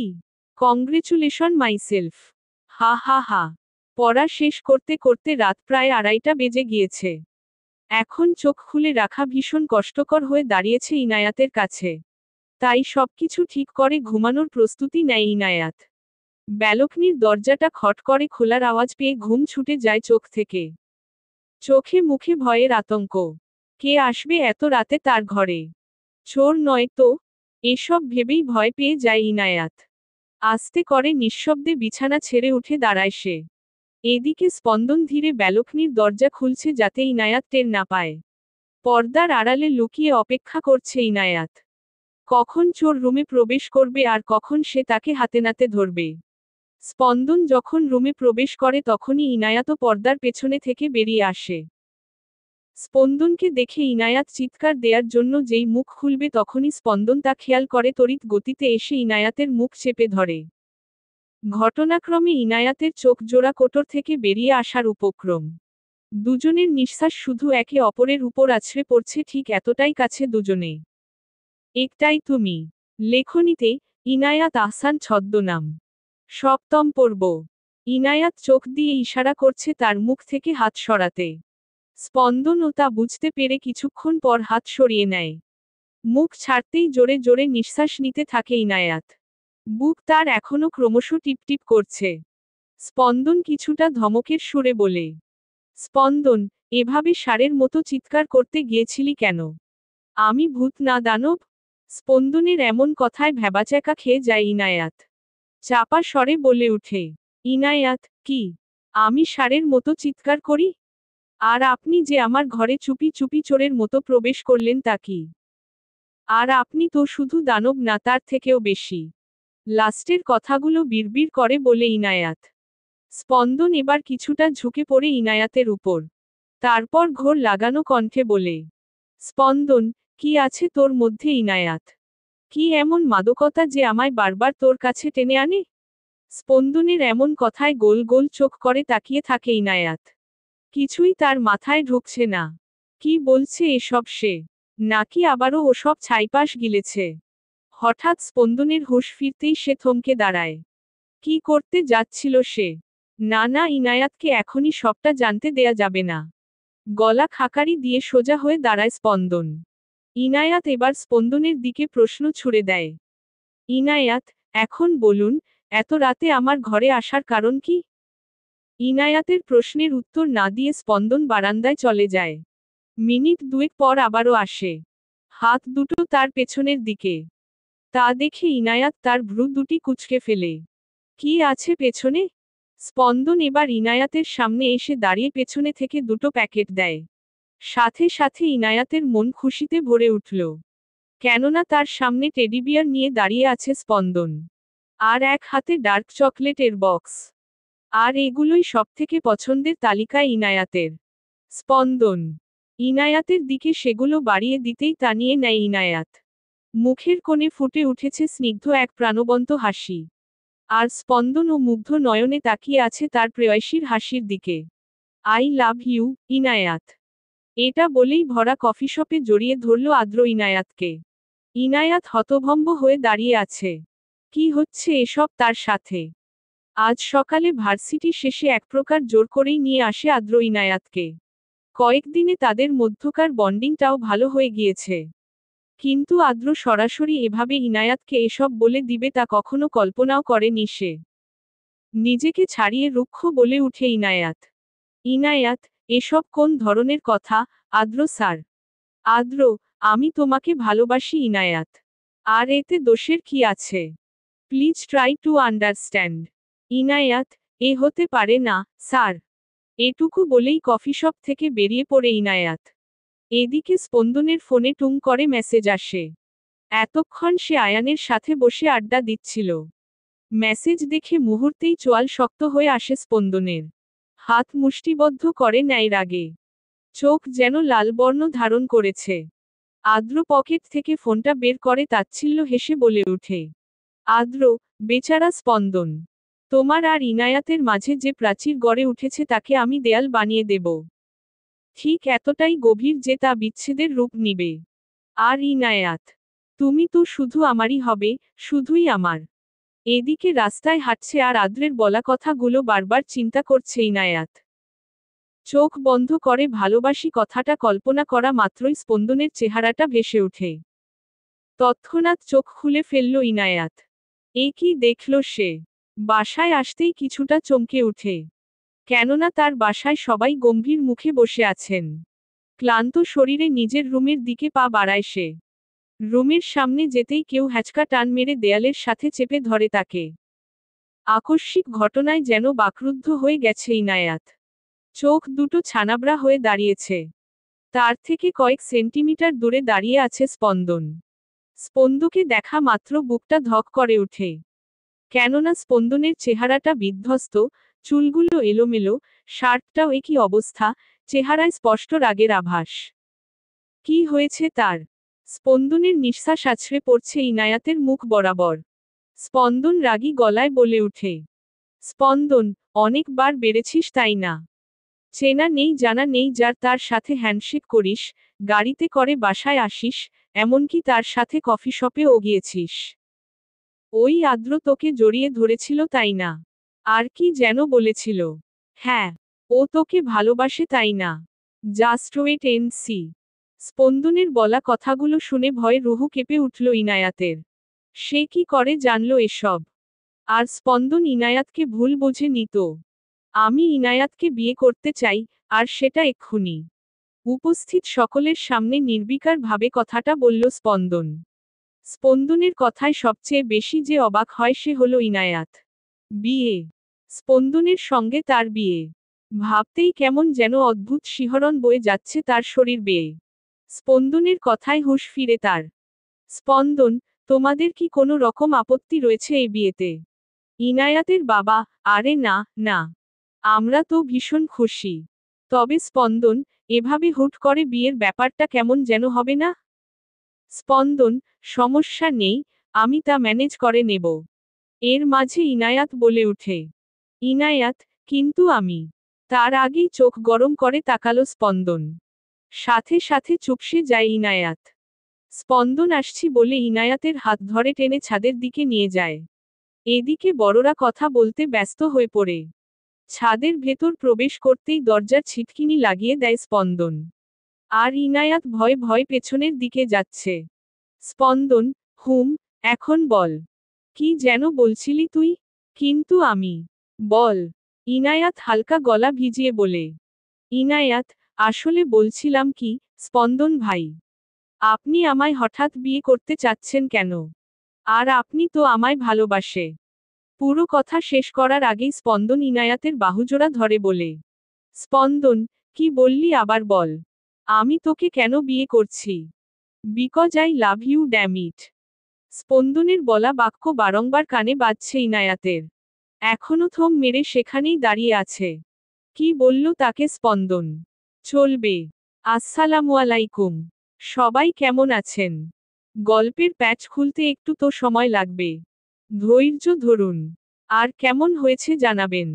আপনারা কেউ গঠনমূলক মন্তব্য করেন না, যার কারণে আমি আমার ভুলগুলো বুঝতে পারি না। ভালোবাসা অবিরাম। একটাই তুমি। লেখনীতে ইনায়াত আহসান ছদ্মনাম। অষ্টম পর্ব। বলুন মা কবুল। কাজী সাহেবের কথায় মিশ্র অনুভূতিরা এসে জড়ো হয় ইনায়াতের মনে। বিয়ে। দুই অক্ষরের শব্দটার মাঝে লুকিয়ে আছে হাজারো প্রতিশ্রুতি। কবুল বলা আর কাবিননামায় স্বাক্ষর করার মাধ্যমেই দুটি আত্মা বিয়ে নামক পবিত্র বন্ধনে আবদ্ধ হয়। আর শুরু হয় নতুন করে পথ চলা। সূচনা ঘটে জীবনের নতুন আরেকটি অধ্যায়ের। লজ্জা মাখা মুখ নিয়ে মাথা নিচু করে বলে উঠে, কবুল। সাথে সাথে সবাই আলহামদুলিল্লাহ বলে উঠে। খুব ঘটা করেই পরিবারের মধ্যে আর একজন ফ্রেন্ড নিয়ে ইনায়াত আর স্পন্দনের বিয়েটা সম্পন্ন হলো। ভাবতেই অবাক লাগছে। এখন থেকে ইনায়াত স্পন্দনের স্ত্রী। তার অর্ধাঙ্গিনী। স্পন্দনের প্রতি সবটুকু অধিকার রয়েছে ইনায়াতের। বাসর ঘরে চুপটি করে বসে আছে ইনায়াত। মনের মধ্যে নানা রকম চিন্তা ঘুরপাক খাচ্ছে। সাথে ভয়ও লাগছে। স্পন্দন কি আজও ধমকাবে নাকি? এটা তো শিওর যে বিয়েটা স্পন্দন কোনো একটা কারণে হুট করেই করেছে। কিন্তু সেই কারণটা কি? আদ্র। এদিকে আদ্র একের পর একটা ওয়াইনের বোতল মেঝেতে ছুঁড়ে ফেলছে। লাস্টের একটা বোতল রুমে থাকা বড় আয়নাটায় ছুঁড়ে মারতেই সেটা চুরচুর করে ভেঙে পড়ল।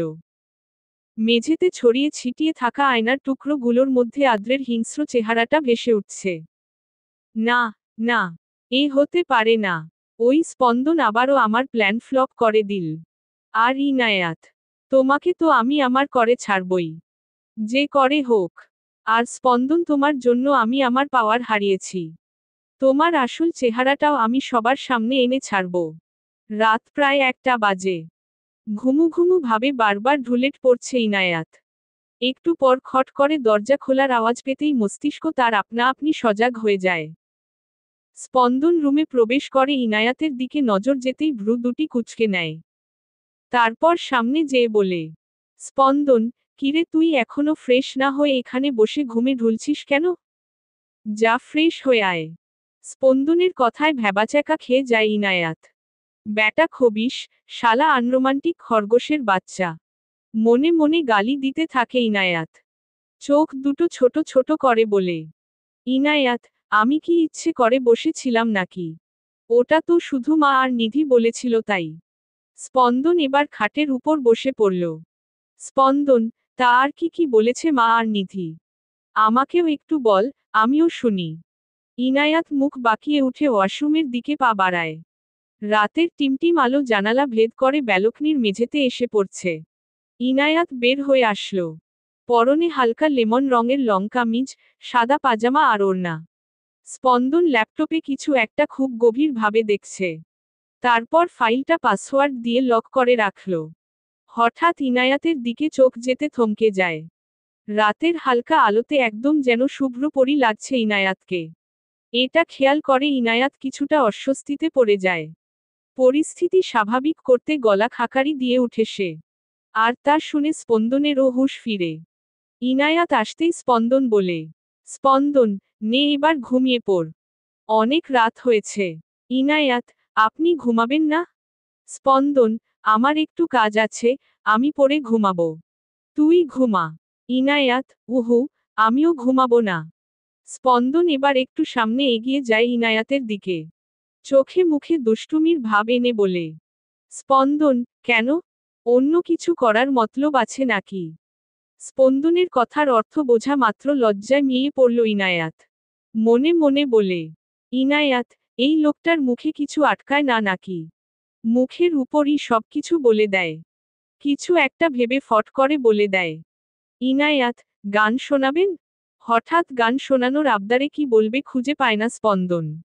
স্পন্দন, আমি খালি গলায় গান পারি না। ইনায়াত, কেন, কেন? আপনার সেই গিটারে টুংটাং শব্দ তুলবেন আর গান গাইবেন। ঠিক যেমন মাঝরাতে হুটহাট সুর তোলেন। লাস্টের কথাটা বলে থতমত খেয়ে গেল ইনায়াত। না না, এটা কি বললাম আমি?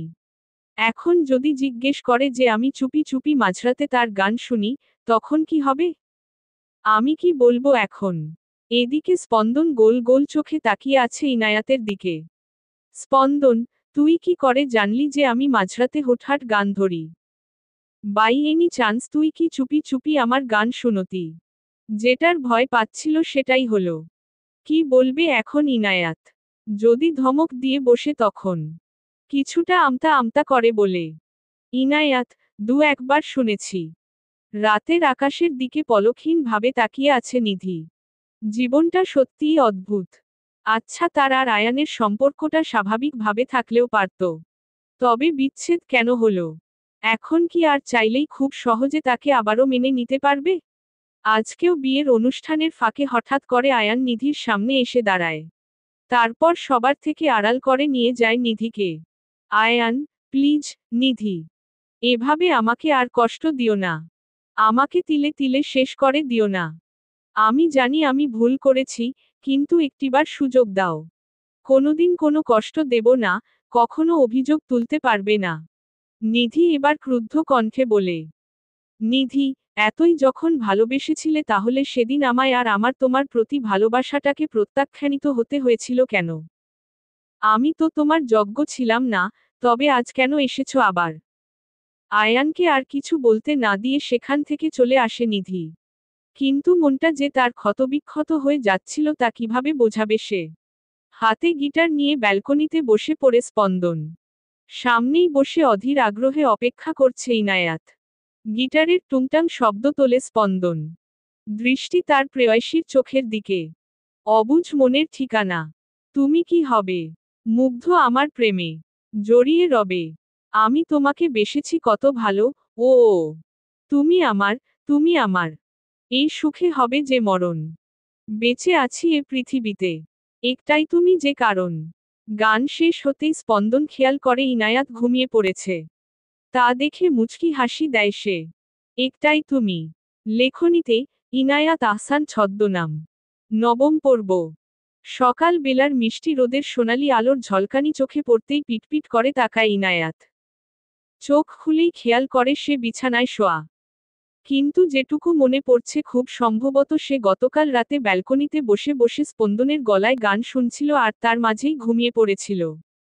তবে কি স্পন্দনই তাকে নিয়ে এসেছে? ভাবতেই একরাশ লজ্জা এসে ভিড় জমায়। শাওয়ার শেষ করে ওয়াশরুম থেকে বের হয় স্পন্দন। স্পন্দনের দিকে চোখ যেতেই ইনায়াতের চোখ যেন চড়কগাছ। খালি গায়ে বিন্দু বিন্দু পানি জমে আছে। ফর্সা শরীরে যেগুলো দেখতে একদম মুক্তোর মতো মনে হচ্ছে। ভেজা চুলগুলোও কপালের সাথে লেপ্টে রয়েছে। যার কারণে সবচেয়ে আকর্ষণীয় লাগছে। আমাকে দেখা শেষ হলে এবার নিজে ফ্রেশ হয়ে আসো। অবশ্য দেখতেই পারিস, আফটার অল সব মেয়েদের ক্রাশ আমি। কথাটা একটু ভাব নিয়ে বলল স্পন্দন। আর এদিকে ইনায়াত পারে না নিজের মাথার চুল নিজে ছিঁড়ে ফেলতে। তোর হয়েছেটা কি ইনায়াত? যখন তখন ড্যাব ড্যাব করে এই খবিশ ব্যাটার দিকে তাকিয়ে থাকিস। আর আমারই দোষটা কোথায়? এমন ভাবে আমার সামনে এসে দাঁড়ালে তো চোখ যাবেই। আর ইনার কথা তো বাদই দিলাম। সময় পেলেই লজ্জায় ফেলে দেয় আমাকে। কথাগুলো বিড়বিড় করতে করতে ওয়াশরুমে চলে যায় ইনায়াত। ডাইনিং টেবিলে বসে বসে সবাই নাস্তা করছে। স্পন্দনের মা মিসেস সাবিনা সযত্নে ইনায়াতের প্লেটে খাবার তুলে দিচ্ছেন। নাস্তা করার এক পর্যায়ে স্পন্দন বলে উঠে, স্পন্দন, ইনায়াত, তাড়াতাড়ি খেয়ে রেডি হয়ে নাও ভার্সিটির জন্য। এবার মিসেস সাবিনা খেতে খেতে বলে উঠেন। মিসেস সাবিনা, আহা স্পন্দন, মেয়েটার তো রেস্টের প্রয়োজন। একদিনে এত দৌড়ঝাঁপ, ওর উপর তো প্রেশার পড়েছে। ওকে বরং দুদিন রেস্ট নিতে দাও। পরে না হয় ও নিধির কাছ থেকে নোটসগুলো নিয়ে নিবে। ইনায়াত, না, না ফুপি। আমার কোনো সমস্যা নেই। আমি যেতে পারবো। মিসেস সাবিনা, তা ভালো কথা। কিন্তু তুমি এখনো ফুপি বলো কেন? এখন থেকে স্পন্দনের মতো তুমিও আমায় মা বলে ডাকবে। মনে থাকবে? কথাগুলো মিসেস সাবিনা ইনায়াতের মাথায় হাত বুলাতে বুলাতে বললেন।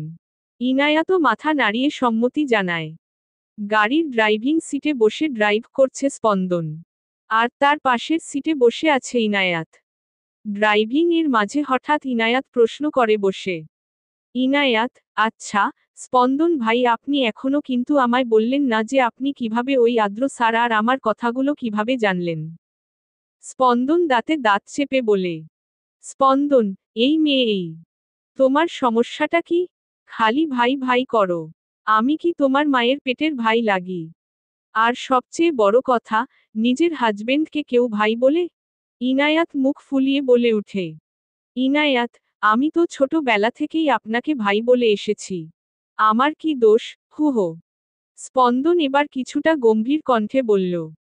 স্পন্দন, তোর এসব নিয়ে মাথা ঘামানোর দরকার নেই। কথাটা বলেই রহস্যময়ী হাসি দেয় স্পন্দন। ভার্সিটির উত্তর দিকে ছোট একটা লেকের পার রয়েছে। আর তার পাশেই একটা বেঞ্চ। সেখানেই বসে বহ্যমান স্রোতের দিকে আনমনে তাকিয়ে রয়েছে নিধি। ফোনে কল আসতেই চমকে উঠে সে। খেয়াল করে দেখে আননোন নাম্বার থেকে পরপর 12টা মিসড কল এসেছে। এতবার কল আসায় চিন্তায় পড়ে যায় নিধি। লাস্ট কল আসার সাথে সাথেই সে রিসিভ করে অপর পাশের ব্যক্তি যা বলে তা শুনে ফোনটা হাত থেকে পড়ে যায়। চোখের কোণে জল জমা শুরু করে দেয়। মুখ দিয়ে শুধু অস্পষ্ট স্বরে বেরিয়ে আসে, আয়ান। হসপিটালের করিডোরে দাঁড়িয়ে আছে নিধি। অস্থিরভাবে পায়চারি করছে সে। একটু পর ডক্টর বেরিয়ে আসে। বলে, ডক্টর, এখানে পেশেন্টের বাড়ির লোককে। নিধি কোনো কিছু না ভেবেই এগিয়ে যায়। বলে উঠে, নিধি, আমি ডক্টর। আয়ান কেমন আছে? ওর কিছু হয়নি তো? ডক্টর, সিরিয়াস কিছু নয়। তবে অ্যাক্সিডেন্টের কারণে শরীরে বেশ খানিকটা রক্ত বেরিয়ে গিয়েছে। সোমবার উনার এখন ইমিডিয়েটলি রক্ত লাগবে। এখানে এবি নেগেটিভ রক্তকার। আমাদের সাথে আসুন। নিধি, ডক্টর আমার রক্তের গ্রুপ এবি নেগেটিভ। আমায় নিয়ে চলুন।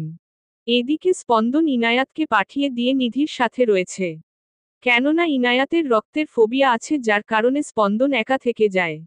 দেখতে দেখতে প্রায় বিকেল পেরিয়ে যায়। নিধি আয়ানের সাথে বসে রয়েছে। কেবিনে শিফট করা হয়েছে তাকে। এক হাতে ক্যানেলা লাগানো। একটু পর আধো আধো চোখে তাকায় আয়ান। চারপাশে চোখ বুলিয়ে দেখে সে হসপিটালে কেবিনে শোয়া অবস্থায়।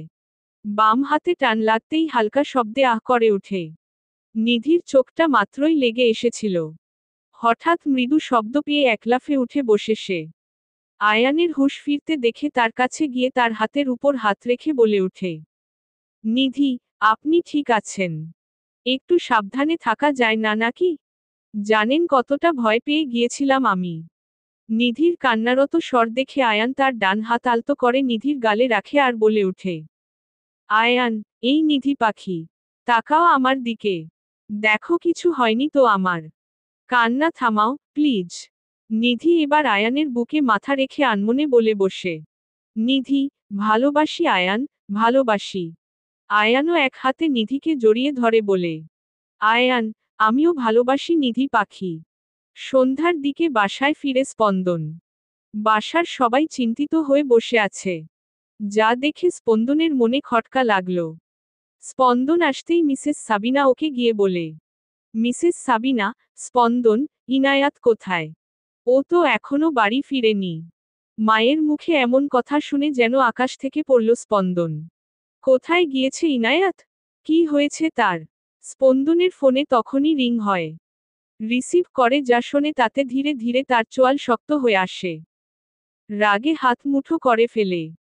অন্ধকার কোনো এক জায়গায় একটা চেয়ারে হাত পা বাঁধা অবস্থায় বসে আছে ইনায়াত। জায়গাটাকে মূলত গোডাউনই বলা যায়। চারপাশে শুধু সারি সারি বাক্স। শুধু একটা লাইট রয়েছে, তাও স্বল্প আলোর। একটু পর খট করে দরজা খোলার শব্দ হয়। কেউ একজন সিটি বাজাতে বাজাতে প্রবেশ করে। একটাই তুমি। লেখনীতে ইনায়াত আহসান ছদ্মনাম। 10ম পর্ব। দিশেহারা হয়ে ড্রাইভ করছে স্পন্দন। চুলগুলো এলোমেলো। কয়েক মুহূর্তের মধ্যে চেহারাটা বিধ্বস্ত হয়ে গিয়েছে। মনের ভেতর শুধু একটা কথাই বারবার চলছে। স্পন্দন, কোথায় তুই, ইনায়াত? চিন্তা করিস না। আমি, তোর স্পন্দন তোকে ঠিকই খুঁজে বের করবে। চোখের উপর পানির ছিটা পড়তেই কিছুটা নড়েছে বসে ইনায়াত। আধো আধো চোখে তাকিয়ে দেখে নেয় বর্তমানে সে কোথায় রয়েছে। না, তেমন কোনো লাভ হলো না। কিন্তু পরমুহূর্তেই সামনে যাকে দেখল তাতে যেন বাকরুদ্ধ হয়ে গিয়েছে ইনায়াত। মৃদু আলোতে আদ্রের হিংস্র মুখটা ভেসে উঠছে। কম্পনরত কণ্ঠে বলে উঠে, ইনায়াত, আদ্র স্যার, আপনি? আদ্র, ইয়াহ, ইনায়াত বেবস, আমি।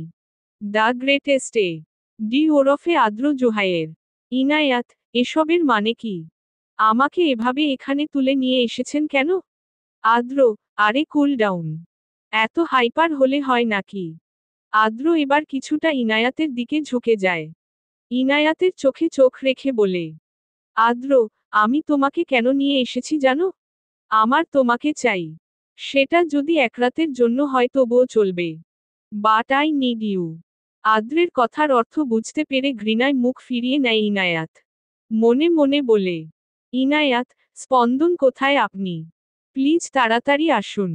এই শয়তানের হাত থেকে আমায় রক্ষা করুন।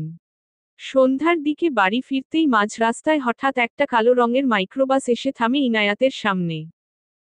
কোনো কিছু বুঝে ওঠার আগেই কেউ একজন তার মুখ বরাবর স্প্রে করে। তারপরই ধীরে ধীরে শরীর ও চোখ অসাড় হয়ে আসে তার।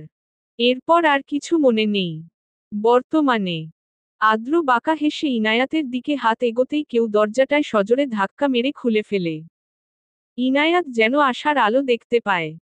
স্পন্দনের আগমনে আদ্র একটা ডেভিল হাসি দেয়। তারপর বলে উঠে, আদ্র, অবশেষে আপনার আগমন ঘটল mister Spandan. Oops, sorry. The greatest mafia king SR Chowdhury.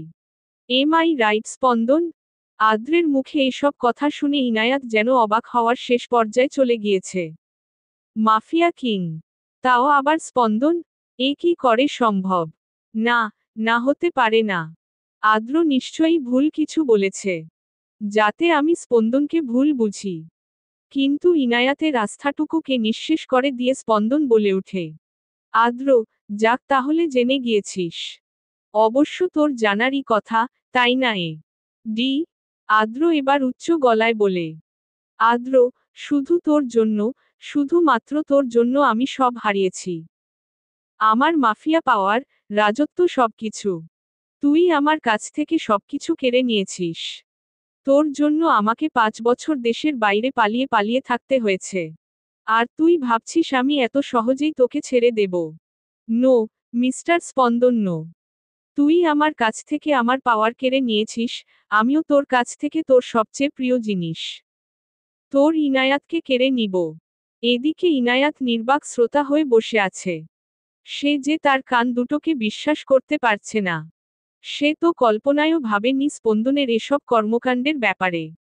আচমকা আদ্র তার পকেট থেকে একটা ধারালো নাইফ বের করে ইনায়াতের গলা বরাবর ধরল। হঠাৎ করে গলায় ছুরি ধরায় কিছুটা ভয় পেয়ে যায় ইনায়াত। ছুরিটা ধারালো হওয়ায় গলার সাথে ধরতেই সাইড থেকে কিছুটা অংশ কেটে যায় ইনায়াতের। সাথে সাথে মৃদু শব্দে ইনায়াতের মুখ থেকে শব্দ বেরিয়ে এলো, যা দেখে স্পন্দনের মাথায় রাগেরা তীব্র থেকে তীব্রতর হতে থাকে। ক্রুদ্ধ কণ্ঠে বলে উঠে, স্পন্দন, আদ্র, হাউ ডেয়ার ইউ! তোর সাহস হয় কি করে ইনায়াতের গায়ে আঘাত করার? ছেড়ে দে, না হলে আমার থেকে খারাপ কেউ হবে না। আদ্র, সো স্যাড, তাই না স্পন্দন? দেখো এবার, নিজের প্রিয় জিনিসটাকে তিলে তিলে শেষ হয়ে যেতে দেখো। আদ্রের কথায় হঠাৎ করে হো হো করে হেসে দেয় স্পন্দন। হঠাৎ এমন হাসির কারণ খুঁজে পায় না আদ্র। স্পন্দন এবার কিছুটা বাঁকা হেসে বলে উঠে, স্পন্দন, আহা আদ্র, তুমি এখনো বোকাই রয়ে গেলে। তোমার কি মনে হয় তুমি আমার সামনে দাঁড়িয়ে আমার প্রেয়সীকে আমার কাছ থেকে কেড়ে নিতে পারবে? তাহলে তো আমি দ্য গ্রেট মাফিয়া কিং হতাম না। বাট তুমি সেই রহস্যটা জানার আগেই তোমাকে পৃথিবীর মায়া ত্যাগ করতে হবে। বলেই শার্টের পেছনে থেকে গান বের করে পরপর 3টা গুলি শুট করে দেয় আদ্রকে।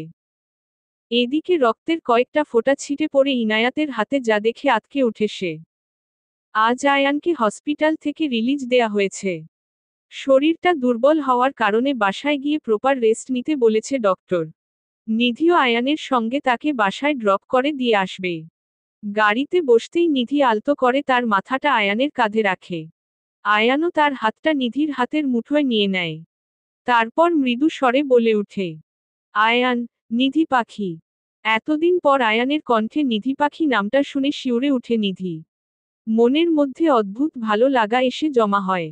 আলতো কণ্ঠে বলে, নিধি, হুম। আয়ান, মাফ করে দিও আমায় নিধি পাখি। অনেক কষ্ট দিয়েছি তোমায়। ভালোবাসি নিধি পাখি। নিধি, আমিও ভালোবাসি প্রিয়। আদ্রের নিথর লাশটার সামনে নির্বাক হয়ে বসে আছে ইনায়াত। সে যেন অনুভূতিহীন। তারই সামনে স্পন্দন আদ্রকে মেরে ফেলল। সে তো সবসময় এই খুনাখুনি থেকে 10 হাত দূরে থাকত। তবে আজ এসব কি? স্পন্দন এগিয়ে এসে ইনায়াতের গলায় কাটা জায়গায় হাত রাখতেই ছিটকে সরে যায় ইনায়াত। স্পন্দন ভ্রু কুঁচকে তার দিকে তাকালে বলে উঠে, ইনায়াত, আপনি আমায় ছুবেন না। আপনি একজন খুনি। আর আপনি তো একজন মাফিয়া। স্পন্দন খুব ভালো করেই বুঝতে পেরেছে যে ইনায়াত এখনো শকের ভেতর রয়েছে। আর সেই ফোবিয়াও কিছুটা পড়েছে। ইনায়াতকে বারবার বোঝানোর পরও সে একই প্রলাপ বারবার বকে চলেছে। এক পর্যায়ে না পেরে স্পন্দন ইনায়াতের ঠোঁট দুটো নিজ দখলে নিয়ে নেয়। আকস্মিক ঘটনায় ইনায়াত একদম বিড়াল ছানার মতো চুপটি মেরে যায় আর চোখ দুটো আবেশে বন্ধ করে ফেলে। একটাই তুমি। লেখনীতে ইনায়াত আহসান ছদ্মনাম। একাদশ পর্ব। মিনিট 5 পর স্পন্দন ইনায়াতের ওষ্ঠদ্বয় ছেড়ে দেয়। এতক্ষণে ইনায়াত শান্ত হয়ে গিয়েছে।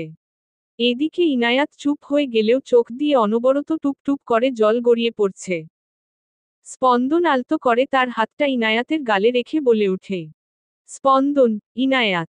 ইনায়াত কিছু না বলে সোজা হয়ে দাঁড়িয়ে যায় আর কিছু না বলেই বাইরের দিকে হাঁটা শুরু করে। স্পন্দন শুধু ইনায়াতের যাওয়ার পানে তাকিয়ে দীর্ঘশ্বাস ফেলে। কেননা সে খুব ভালো করেই জানে তার প্রেয়সীর মনে পাহাড় সমান অভিমান জমা হয়েছে আর সেই অভিমান ভাঙতেও প্রচুর কাঠখড় পোড়াতে হবে। গাড়ি চলছে আপন গতিতে। বাইরের শো ঠান্ডা হাওয়া এসে ছুঁয়ে দিয়ে যাচ্ছে বারবার ইনায়াতকে। কিন্তু তার মধ্যে তেমন কোনো প্রতিক্রিয়া নেই। মুখটা গম্ভীর করে বসে আছে আনমনে। এদিকে স্পন্দন আর চোখে কিছুক্ষণ পর পর ইনায়াতের দিকে তাকাচ্ছে। তাকাতেই বুকটা মোচড় দিয়ে উঠল স্পন্দনের। কেননা তার প্রেয়সীর চেহারায় এক আকাশ কালো মেঘেরা জমা হয়েছে যে। বাড়িতে ফিরতে প্রায় রাত 3টে বেজে যায়। বাড়ির সবাই হয়তো ঘুমিয়ে পড়ছে। মেইন দরজাটা আস্তে আস্তে করে খোলে স্পন্দন। মিসেস সাবিনা এবং মিস্টার সাদাত অর্থাৎ স্পন্দনের বাবা সকলেই ঘরে চিন্তিত হয়ে বসে আছেন। অপেক্ষা করছেন স্পন্দন আর ইনায়াতের জন্য। মিসেস সাবিনা ওড়না দিয়ে চোখের জলগুলো আড়াল করে বলে উঠে, মিসেস সাবিনা, ছেলেটা সে কখন বেরিয়েছে, এখনো বাড়িতে ফেরার নাম গন্ধ নেই। না জানি ইনায়াতকে আদৌ পেয়েছে কি না। কি যে হচ্ছে? মিস্টার সাদাত ও তার স্ত্রীকে সান্ত্বনা দিচ্ছেন। এরই মাঝে পেছনে থেকে স্পন্দন বলে উঠে, স্পন্দন, মা। স্পন্দনের গলা শুনতাই পেছনে তাকান মিসেস সাবিনা। ক্লান্ত দেহে বিধ্বস্ত হয়ে দাঁড়িয়ে আছে স্পন্দন। আর তার পেছনেই গুটিসুটি মেরে দাঁড়িয়ে আছে ইনায়াত। দুজনকে সাবধানে বাড়ি ফিরতে দেখে স্বস্তির নিঃশ্বাস ফেললেন মিসেস সাবিনা আর মিস্টার সাদাত। মিসেস সাবিনা গিয়ে ইনায়াতকে জড়িয়ে ধরলেন। মাথায় হাত বুলিয়ে দিতে দিতে বললেন, মিসেস সাবিনা, তুমি ঠিক আছো, ইনায়াত? কিছু হয়নি তো তোমার?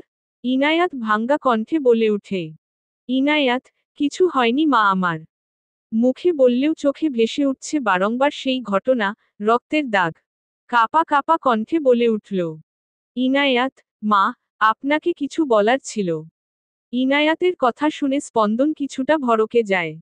মনে মনে ভাবতে থাকে যদি ইনায়াত সবটা বলে দেয় মাকে তাহলে।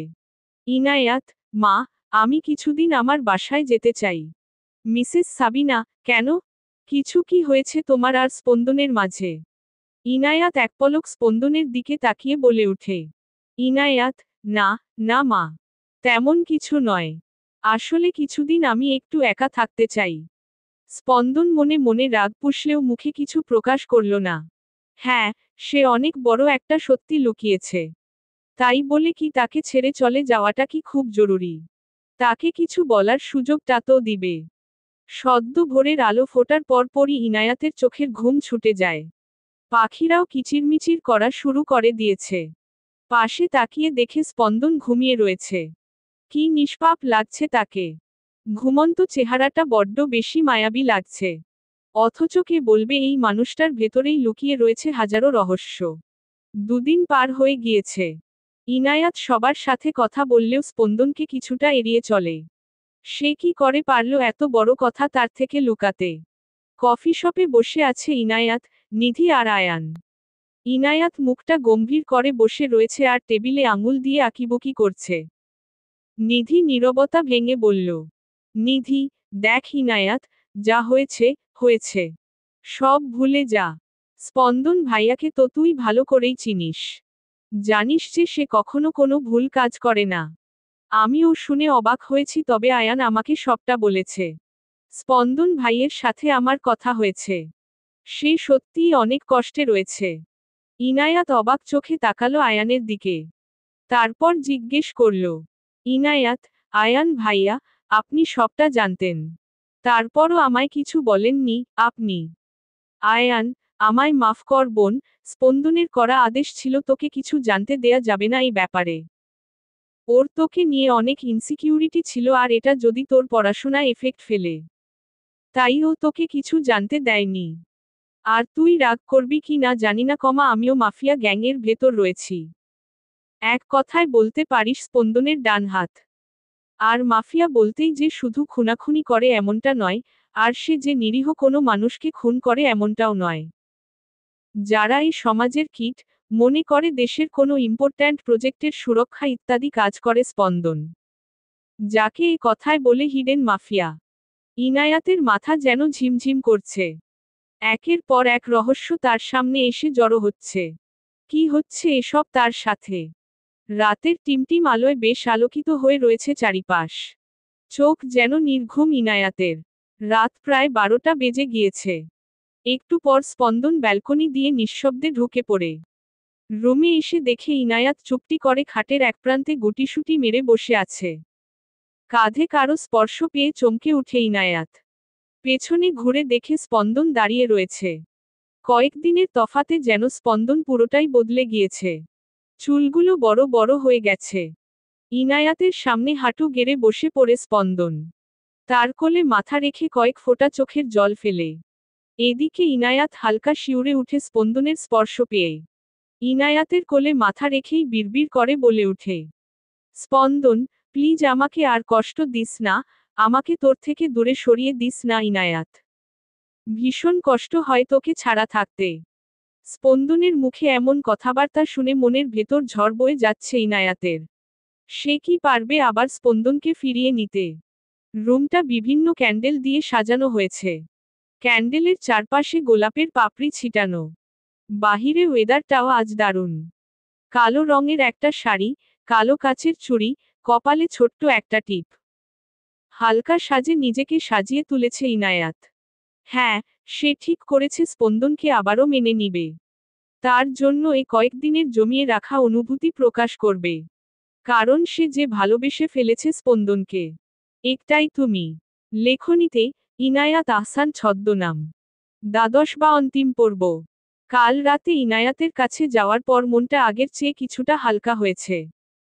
তবে ইনায়াত এখনো স্পন্দনের কোনো কথার উত্তর দেয়নি, তার সাথে কথাও বলেনি। তাহলে কি তার প্রেয়সী তাকে কোনো দিন ক্ষমা করবে না? এসব কথা ভাবতে ভাবতে স্পন্দন বাসায় প্রবেশ করে। নিজের ঘরটায় কেমন যেন শূন্যতা অনুভব হয় এখন। ইনায়াত নেই বলেই কি এমনটা হয়? রুমের দরজাটা খুলতেই অবাক হয়ে যায় স্পন্দন। অন্ধকার রুমটায় ছোট ছোট ক্যান্ডেল দিয়ে আলোকিত করা। গোলাপ আর বেলি ফুলের সুবাসটাও এসে বারবার তার নাকে বাজছে। কে করেছে এসব? তাহলে কি ইনায়াত ফিরে এসেছে? কথাগুলো আওড়াতেই স্পন্দনের চোখ পড়ে ব্যালকনির দিকে। কালো শাড়ি পরিহিতা একটা মেয়ে দাঁড়িয়ে রয়েছে। খোলা লম্বা চুলগুলো বাতাসের সাথে যেন খেলা করছে। রাতের আবছা আলো আর জ্বলন্ত ক্যান্ডেলগুলোর আলোতে ইনায়াতকে যেন একদম স্নিগ্ধ আর আকর্ষণীয় লাগছে। স্পন্দন আনমনে বলে ফেলে, শ্যামাঙ্গিনী। ধীর পায়ে এগিয়ে যায় ইনায়াতের দিকে। কাঁধের উপর কারো চেনা পরিচিত নিঃশ্বাস আছড়ে পড়ায় শিউরে উঠে ইনায়াত। স্পন্দন তার হাত দুটো এগিয়ে ইনায়াতের কোমরে রাখে। এদিকে ইনায়াত আবেশে চোখ বন্ধ করে নিঃশ্বাসের শব্দ শুনতে থাকে। স্পন্দন তার ঠোঁট যুগল এগিয়ে নিয়ে যায় ইনায়াতের কানের কাছে। ফিসফিসিয়ে বলে উঠে, স্পন্দন, কি আছে এমন তোর মাঝে ইনায়াত, কি এমন মাদকতা যা আমায় বারবার তোর প্রেমে নতুন করে ফেলতে বাধ্য করে? শাড়িতে আজ তোকে বড্ড বেশি মায়াবী লাগছে, শ্যামাঙ্গিনী। শ্যামাঙ্গিনী নামটা শুনে ইনায়াতের সর্বাঙ্গে এক অদ্ভুত শিহরণ বয়ে যায়। স্পন্দন, আজ যে খুব করে পেতে ইচ্ছে করছে, ইনায়াত। যেখানে থাকবে না কোনো বাধা, কোনো বারণ। দুজনের মাঝে থাকবে না কোনো দূরত্ব। হব মিলেমিশে দুজন একাকার। দিবে কি সেই অনুমতি, মায়াবতী? কথাগুলো শুনে লজ্জায় মাটিতে মিশে যাওয়ার অবস্থা ইনায়াতের। গালগুলো লাল আভা ধারণ করছে। কোনো কিছু না বলে পেছনে ঘুরে সেও স্পন্দনকে জড়িয়ে ধরে। স্পন্দনও তার উত্তর পেয়ে যায়। তাই সেও মুচকি হেসে ইনায়াতকে কোলে তুলে নেয় এবং রুমে প্রবেশ করে। অতঃপর রাত যত গভীর হতে থাকে, ভালোবাসার প্রজাপতি দুটোও একসাথে মিশে যেতে থাকে। সকালের আলো চোখে পড়তেই ঘুম ছুটে যায় ইনায়াতের। এতক্ষণ আষ্টেপৃষ্ঠে জড়িয়ে স্পন্দনের বুকে মাথা রেখে ঘুমাচ্ছিল সে। গত রাতের কথা মনে পড়তেই লজ্জায় লাল হয়ে যায় সে। কিছুক্ষণ স্পন্দনের দিকে তাকিয়ে থাকে সে। তারপর তার গালের কোণে থাকা তিলটার উপর আঁকিবুকি করতে থাকে সে। চোখ দুটো বন্ধ রেখেই হঠাৎ খপ করে ইনায়াতের হাত ধরে ফেলল স্পন্দন। এতে কিছুটা হকচকিয়ে যায় ইনায়াত। তারপর মুখ ফুলিয়ে বলে উঠে, ইনায়াত, আপনি জেগেছিলেন? তাহলে এতক্ষণ অযথা ঘুমানোর ভান ধরেছিলেন কেন? স্পন্দন ঘুরে ইনায়াতকে দুহাতে জড়িয়ে ধরে আর দুষ্টুমির ভাব নিয়ে বলে, স্পন্দন, যদি ঘুমানোর ভান না করতাম তাহলে জানতাম কি করে যে আমি ঘুমিয়ে থাকলে আমার বউটা লুকিয়ে লুকিয়ে আমায় আদর করে, হুম। ইনায়াত স্পন্দনের দুষ্টুমি বুঝতে পেরে স্পন্দনকে কিছুটা ধাক্কা দিয়ে উঠে চলে যায় আর স্পন্দন ইনায়াতের যাওয়ার পানে চেয়ে হাসতে থাকে। সকালের নাস্তা সেরে একটু কাজে বের হয় স্পন্দন। বিকেলের দিকে বাড়ি ফিরলে এক কাপ চা নিয়ে স্পন্দনের সামনে দাঁড়ায় ইনায়াত। তারপর বসতে বসতে বলে, ইনায়াত, আচ্ছা, স্পন্দন, আপনি তো আমায় এটা বললেন না যে ওইদিন আদ্রের ডেরায় আমাকে কিভাবে খুঁজে পেলেন? স্পন্দন এক পলক ইনায়াতের দিকে তাকিয়ে বলল, স্পন্দন, তোর আর গোয়েন্দাগিরি গেল না, তাই না? আচ্ছা বলছি। ফ্ল্যাশব্যাক। তুই যখন আদ্রের ডেরায় তখন আমি আমার লোকদের কাজে লাগিয়ে দেই এন্ড কিছুক্ষণ পরই এমন একটা ইনফরমেশন পাই তাতে তোকে পাওয়াটা সোজা হয়ে যায়। রিধিতাকে তো চিনিস, কোনোভাবে জানতে পারি রিধিতা আর আদ্রের মাঝে ডিপ রিলেশন রয়েছে। তো রিধিতার কাছে গেলে নিশ্চয়ই কোনো ক্লু পাওয়া যাবে। দেন রিধিতা আর আদ্র যে বাড়িটায় থাকতো সেখানে যাই আর রিধিতাকেও পাই। দেন সেখানে গিয়ে ওর কাছ থেকে ব্ল্যাকমেইল করে সব ইনফরমেশন কালেক্ট করে ওরও একটা বন্দোবস্ত করে ফেলি। দেন পরেরটা তুই জানিসই। ইনায়াত ভ্রু কুঁচকে তাকিয়ে বলে, ইনায়াত, কেমন বন্দোবস্ত? স্পন্দন, কিছু জিনিস সিক্রেটই থাক, শ্যামাঙ্গিনী। ইনায়াত মুখ ফুলিয়ে বসে থাকে। দেখতে দেখতে প্রায় 6 মাস কেটে গিয়েছে। স্পন্দন আর ইনায়াতের মাঝে সম্পর্কটাও আগের চেয়ে অনেক ভালো হয়ে গিয়েছে। আজ নিধি আর আয়ানের বিয়ে। অবশেষে দুটো পরিবারের সম্মতিতে নিধি আর আয়ানের সম্পর্কটা বিয়েতে রূপ নিয়েছে। স্পন্দন আর ইনায়াতও এসেছে আজকে তাদের বিয়েতে। সকাল থেকেই কেমন যেন মাথাটা ঝিমঝিম করছে আর শরীরটাও দুর্বল লাগছে ইনায়াতের। অ্যাসিডিটি হয়েছে ভেবে আর কিছু জানায়নি স্পন্দনকে। বিদায়ের সময় নিধি পালাক্রমে এক এক জনকে ধরে কাঁদতে থাকে। ইনায়াতকে ধরে কাঁদার সময় ইনায়াত বলে উঠে, ইনায়াত, এভাবে ফ্যাচফ্যাচ করে কাঁদা বাদ দে। না হলে একবার মেকআপ নষ্ট হয়ে গেলে আয়ান ভাইয়া তোকে দেখে গাড়িতে বসেই হার্ট অ্যাটাক করবে। উপস্থিত পরিস্থিতিতেও নিধি ফিক করে হেসে দিল। বেস্ট ফ্রেন্ড বুঝি এমনই হয়। অনুষ্ঠান শেষে বাড়ি ফিরতেই মাথাটা আবারও চক্কর দিয়ে উঠল ইনায়াতের। এবার আর টাল সামলাতে না পেরে পড়ে যেতে নিলেই স্পন্দন এসে তা খেয়াল করে আর দ্রুতগতিতে এগিয়ে এসে ইনায়াতকে ধরে ফেলে। ততক্ষণে ইনায়াত জ্ঞান হারিয়ে ফেলেছে। কয়েকবার গালে চাপড় মারলেও কোনো লাভ হয় না। তাই দ্রুত স্পন্দন ইনায়াতকে কোলে নিয়ে বেডরুমে পা বাড়ায়। ডক্টর এসে ইনায়াতকে চেক আপ করছে। কিছুক্ষণ পর পিটপিট করে তাকালো ইনায়াত। আশেপাশে একবার চোখ বুলিয়ে নেয় সে। কিছুক্ষণ পর ডক্টর হাসিমুখে স্পন্দনকে উদ্দেশ্য করে বলেন, doctor, congratulation, mister Spandan. You are going to be a father. Mrs Inayat is pregnant. কথাটা শুনে ইনায়াতের খুশিতে চোখের কোণে জল চিকচিক করে উঠল। সে মা হবে। তার ভেতর একটা ছোট্ট প্রাণ ধীরে ধীরে বেড়ে উঠবে। তার ভালোবাসা স্পন্দনের চিহ্ন সেই ছোট্ট প্রাণ। ছোট ছোট তুলতুলে নরম হাত তাকে ছুবে। মা বলে ডাকবে। ভাবতেই ভালো লাগছে ইনায়াতের। এদিকে ডক্টর যাওয়ার পরপরই ইনায়াতের রুমে মিসেস সাবিনা, মিস্টার সাদাত, স্পন্দন সবাই চলে আসে। এত বড় খুশির খবর পেয়ে সকলেই খুশি।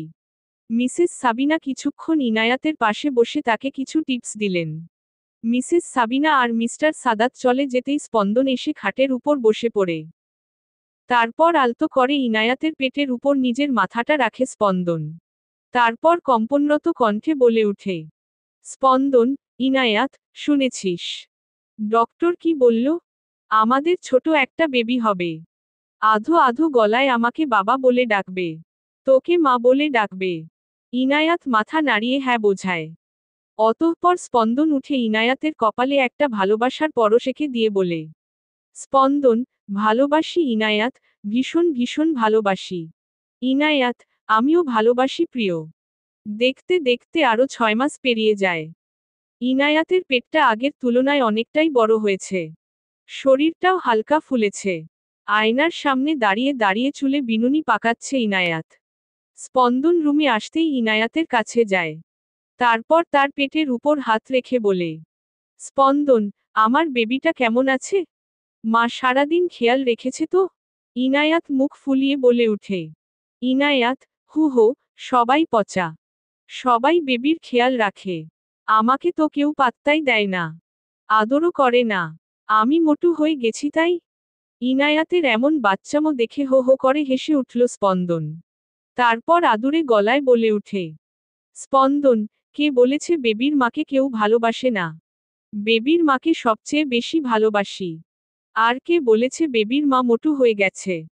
সে তো আগের তুলনায় আরো সুন্দরী আর গুলুমুলু হয়েছে।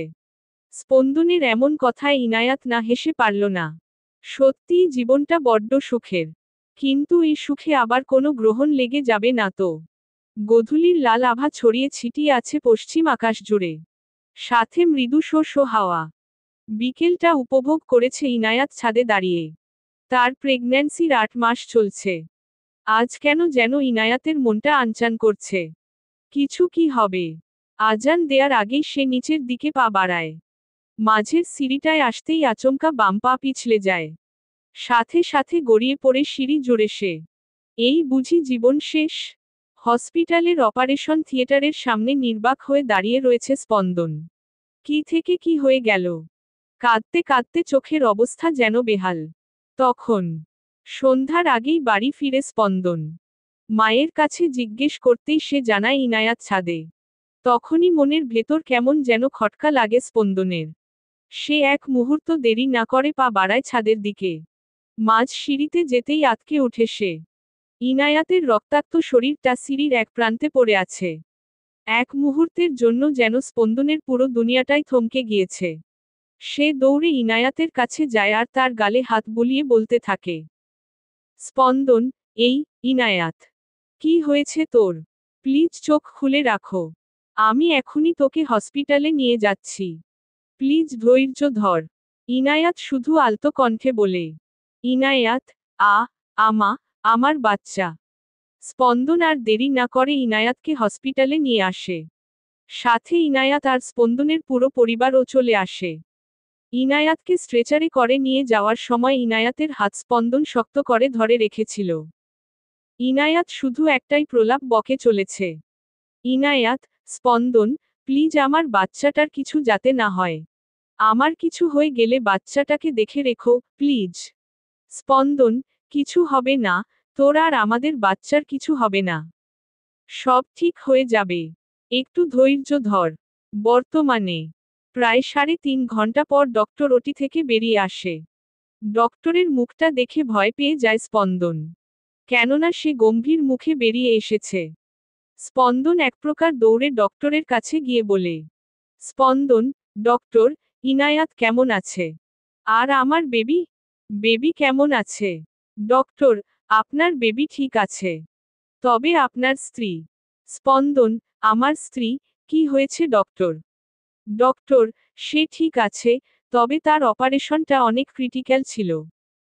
তাই এখন তাকে কোনো মতে স্ট্রেস দেয়া যাবে না আর প্রপার রেস্ট নিতে হবে। Spandan, thank you doctor, thank you so much. ইনায়াতকে কেবিনে শিফট করা হয়েছে। কিছুক্ষণ পর স্পন্দন প্রবেশ করে কেবিনে।